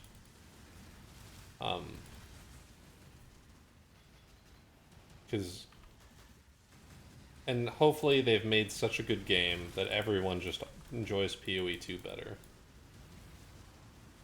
That's what I think. but it's certainly a question of has the ship sailed for PoE1? I don't know. Like, why should it have? Like, why should it have? We should be able to still keep the game fun while still being able to It's get not things- about can you, it's about should you.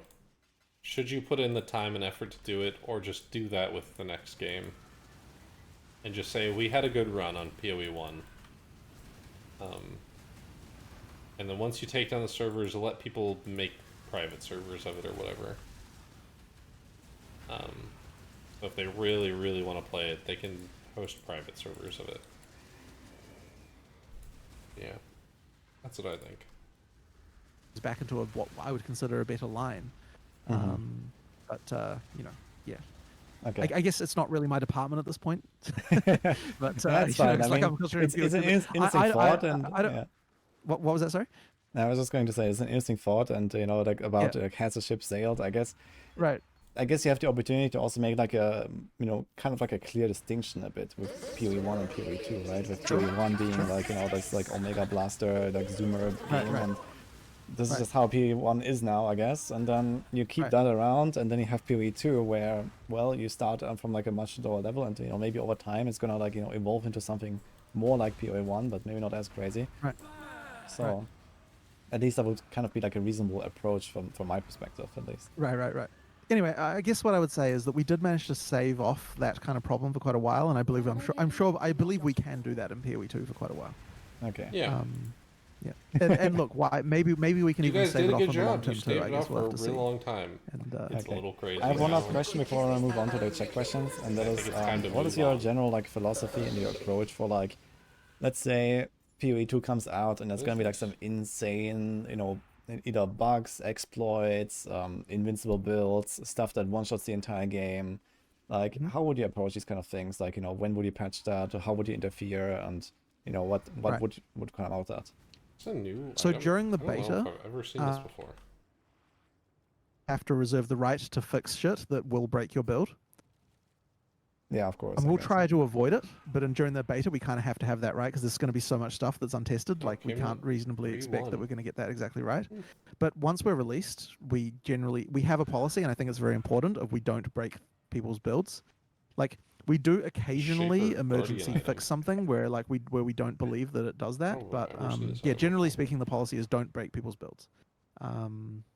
We want that to serve. But obviously, if there's a dupe or something like that, obviously we get rid of that ASAP. And I would say that we've had a very good track record for fixing those kinds of exploits very quickly.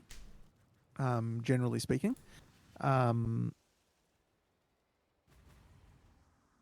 like I'd say we're reasonably good at that. But that just comes down to paying attention stringently and making sure we're doing the right thing there. But The when only it comes dupe to that I like can think of a recently was build the that's just Sanctum one. OP. That was just like a And bug. if it's post-release, like we kind of don't really want to screw around too much with that because, people put a lot of work in to getting to the point where they can get a character like that. They've traded for certain items, they've done certain things, and if you just go and shit on that, What he's saying here is, you need to dupe as much as possible in the beta. Dupe everything, break everything, please. This is me saying it now, but please God, people, don't play the beta because it's the new content, I want to have fun playing the new stuff. No, go in with the intent to break everything. Find exploits, find bugs, talk about things you don't like, and things you do like. I really hope that people don't go in and say, oh, this is just the game, I'm just here to have fun with the content. That's it. And I know that a lot of people are never going to open the forums, they're never going to do a bug report on something they find, and it makes me sad. it's kind of like, that certainly doesn't feel good. So, that's the kind of reason why we have to make sure we're a bit careful around that stuff.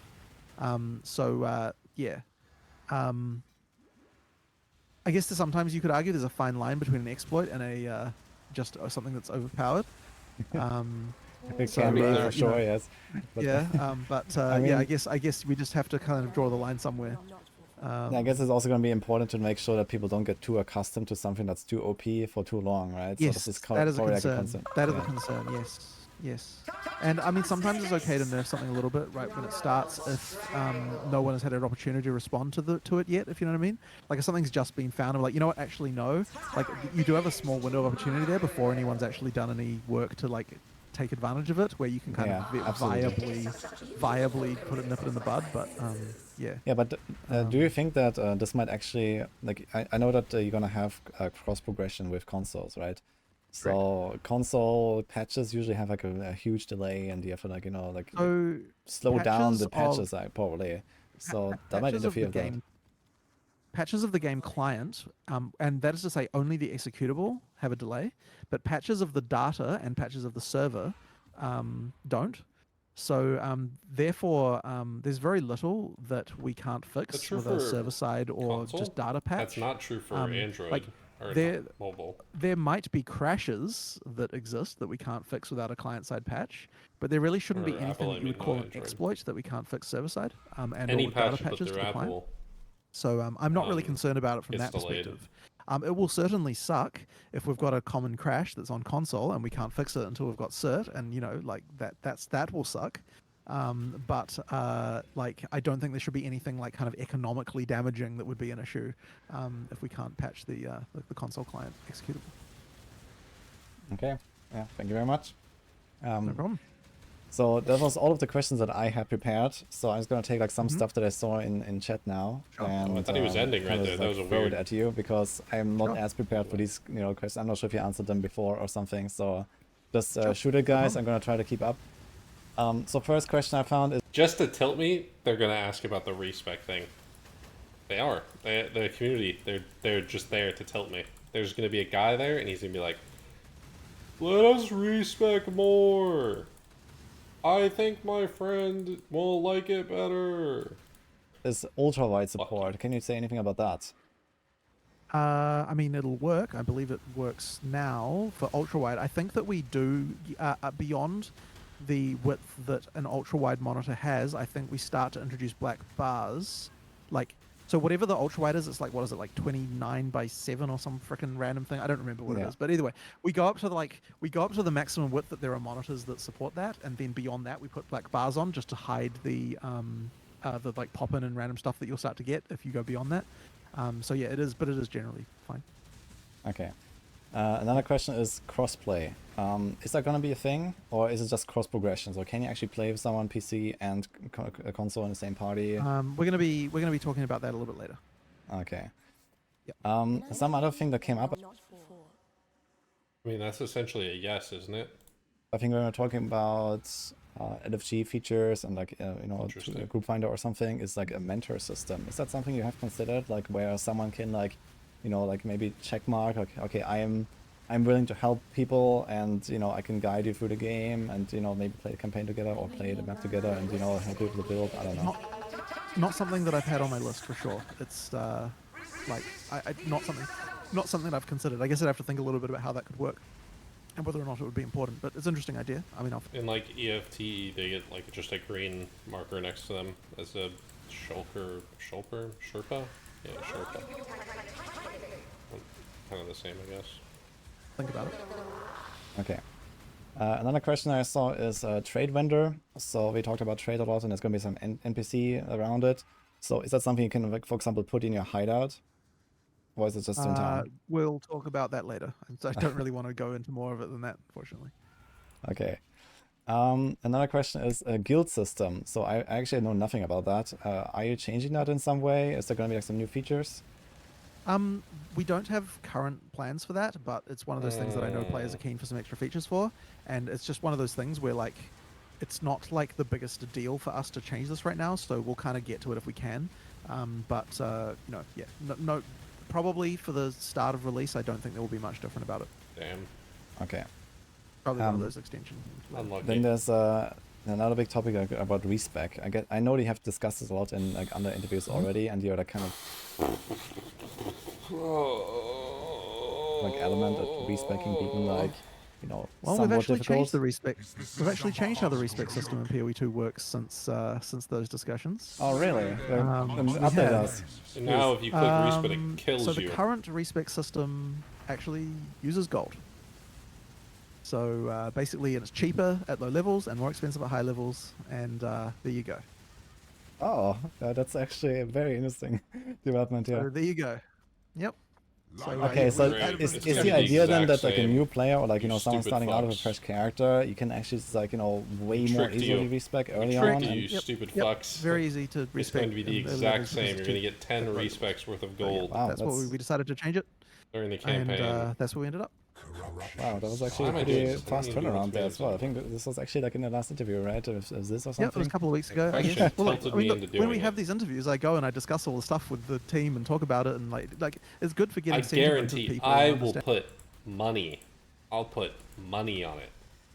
That it's going to be the exact same amount of respecs, maybe slightly more to like double than was before. And people are still going to complain. They're going to say the gold cost is too high. I put my life on that. The people are just saying, oh, no, the gold cost is too high. Bring the gold cost down.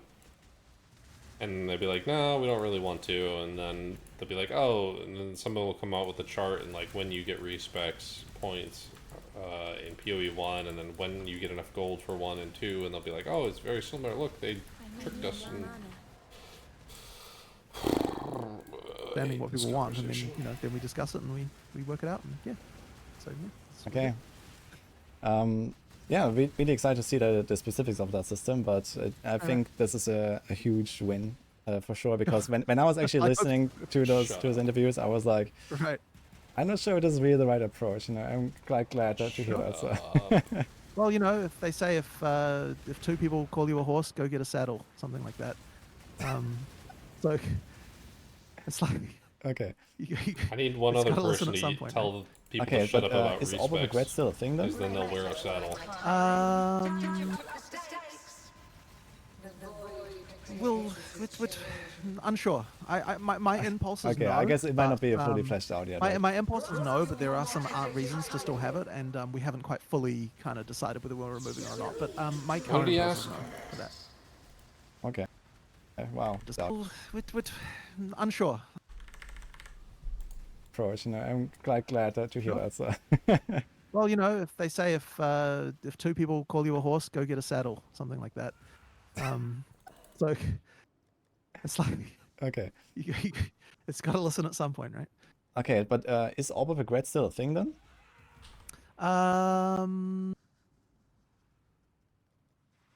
Well, which unsure. My impulse is Okay, no. I guess it might not but, be fully fleshed out yet. My Right? my impulse is no, but there are some reasons to still have it, and we haven't quite fully kind of decided whether we're removing it or not. But my current impulse is no for that.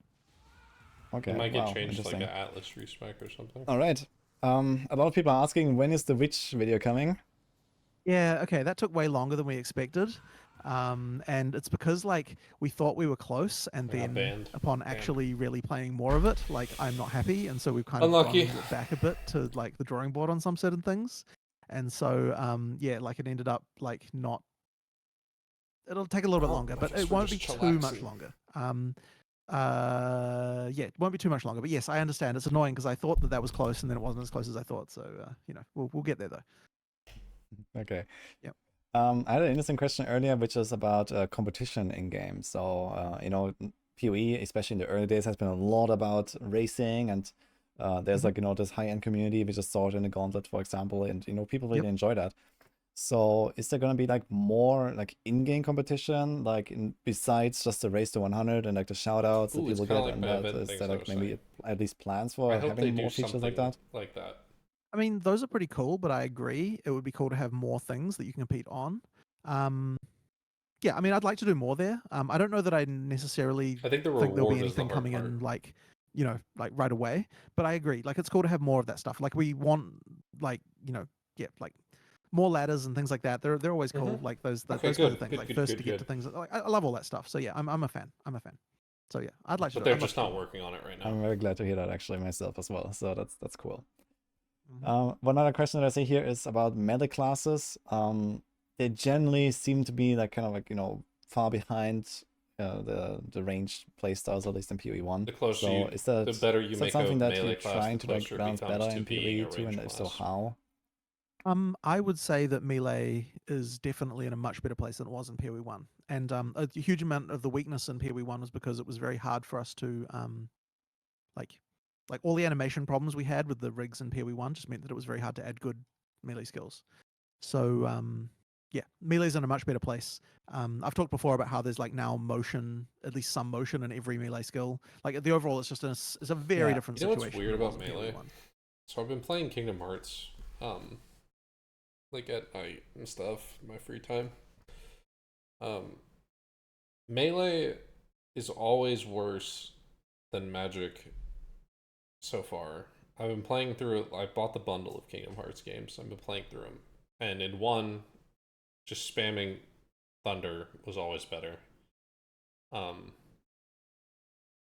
In the Chain of Memories, spamming Blizzard was almost always better.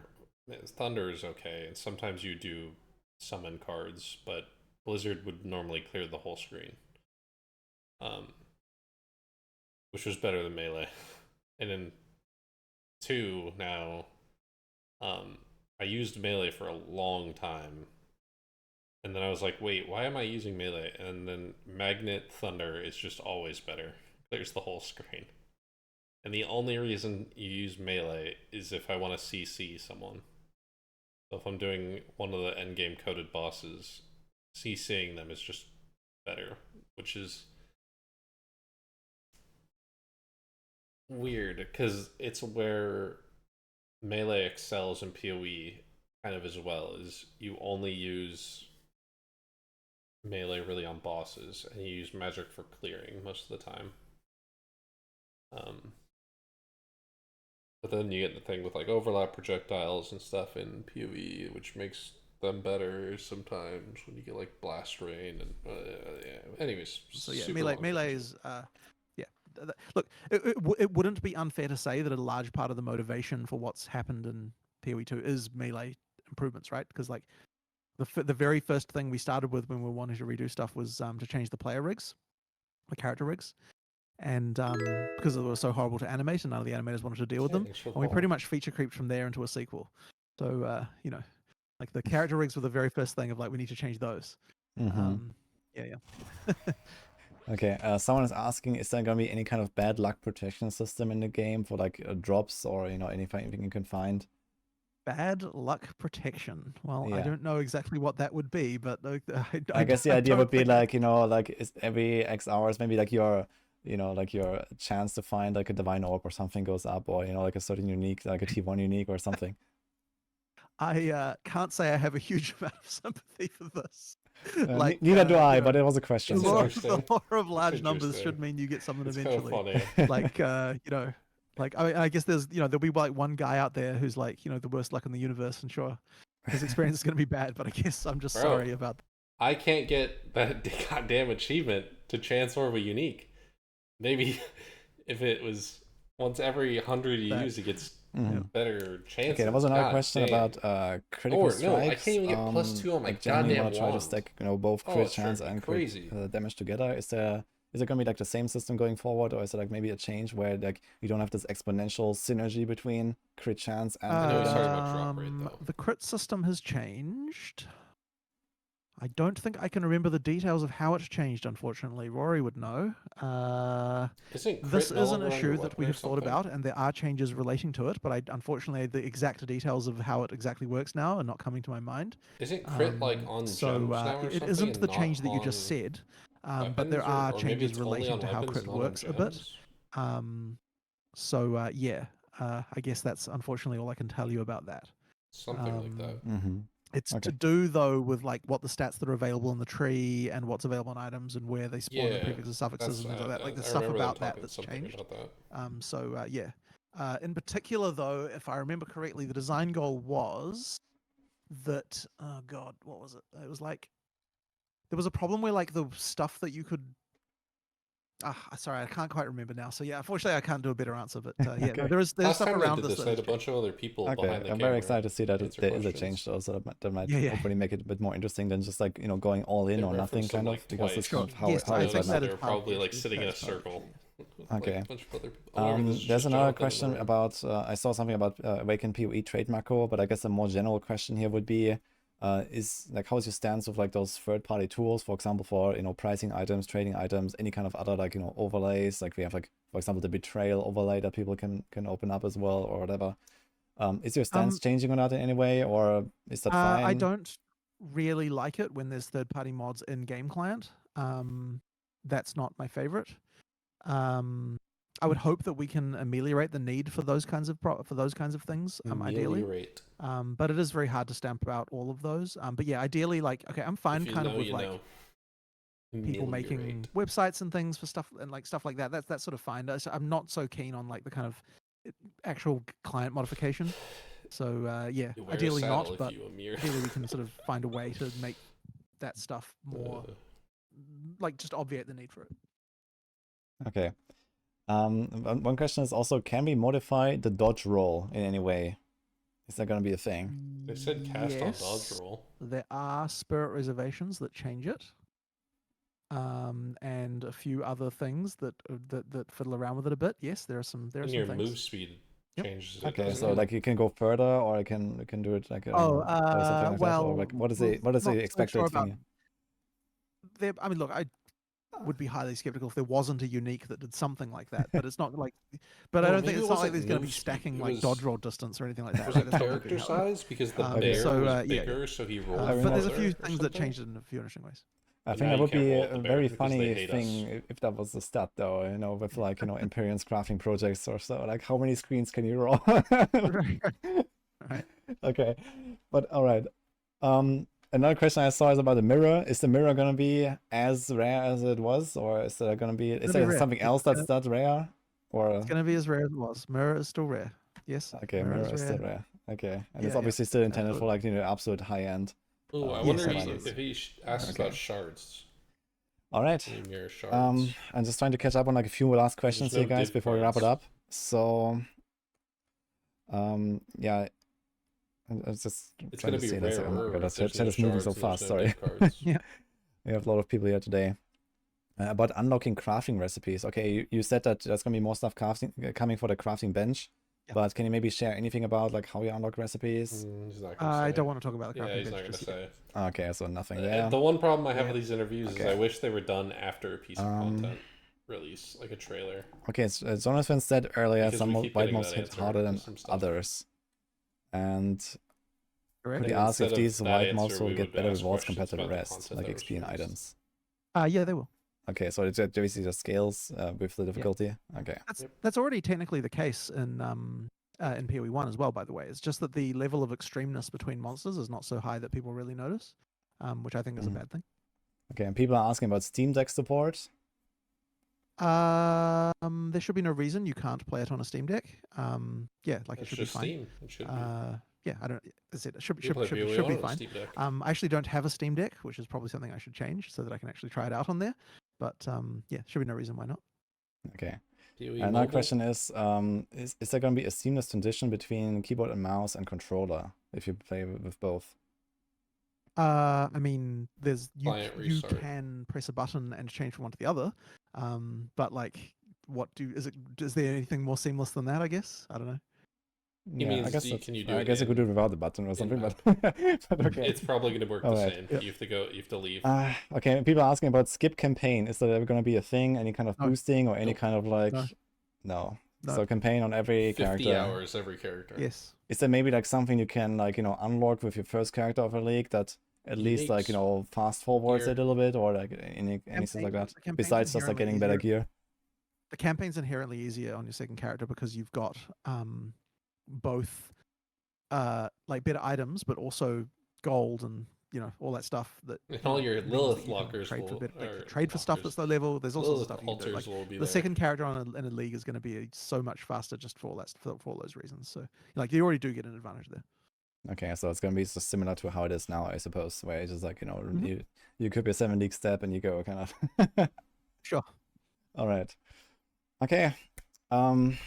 Yeah, there's like a lot of other questions that I didn't pick up now, chat, but most of them have already been answered either in this interview or in others. So I don't want to like repeat everything again, but I just picked up some things that I didn't know about. So that was basically wrapping it up now.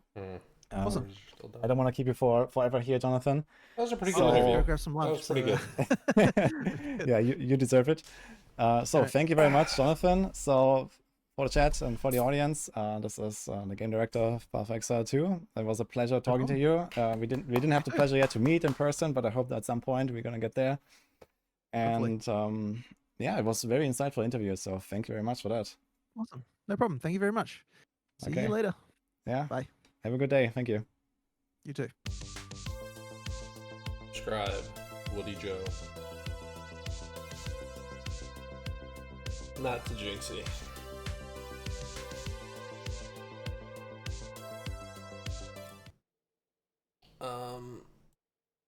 That was a pretty good interview. The thing they got hinted at twice was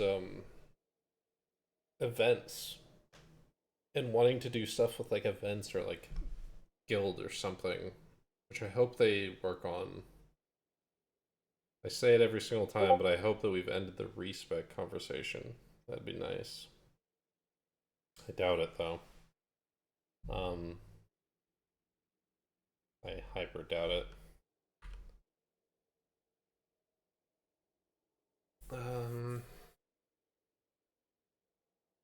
What else?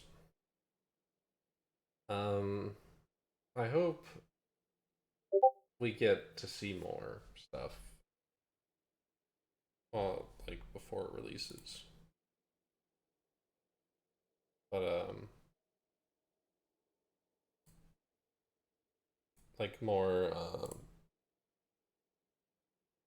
trailers before there's more like interviews and stuff going forward. It always feels like once we're done with one of these interviews, I don't know anything more about Path of Exile 2. I just know about their philosophy for it.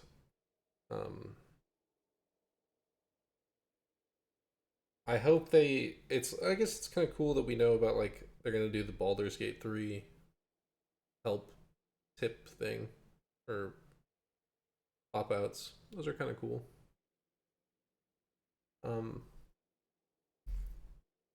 Yeah, I think that's it for this. And Path of Exile is down.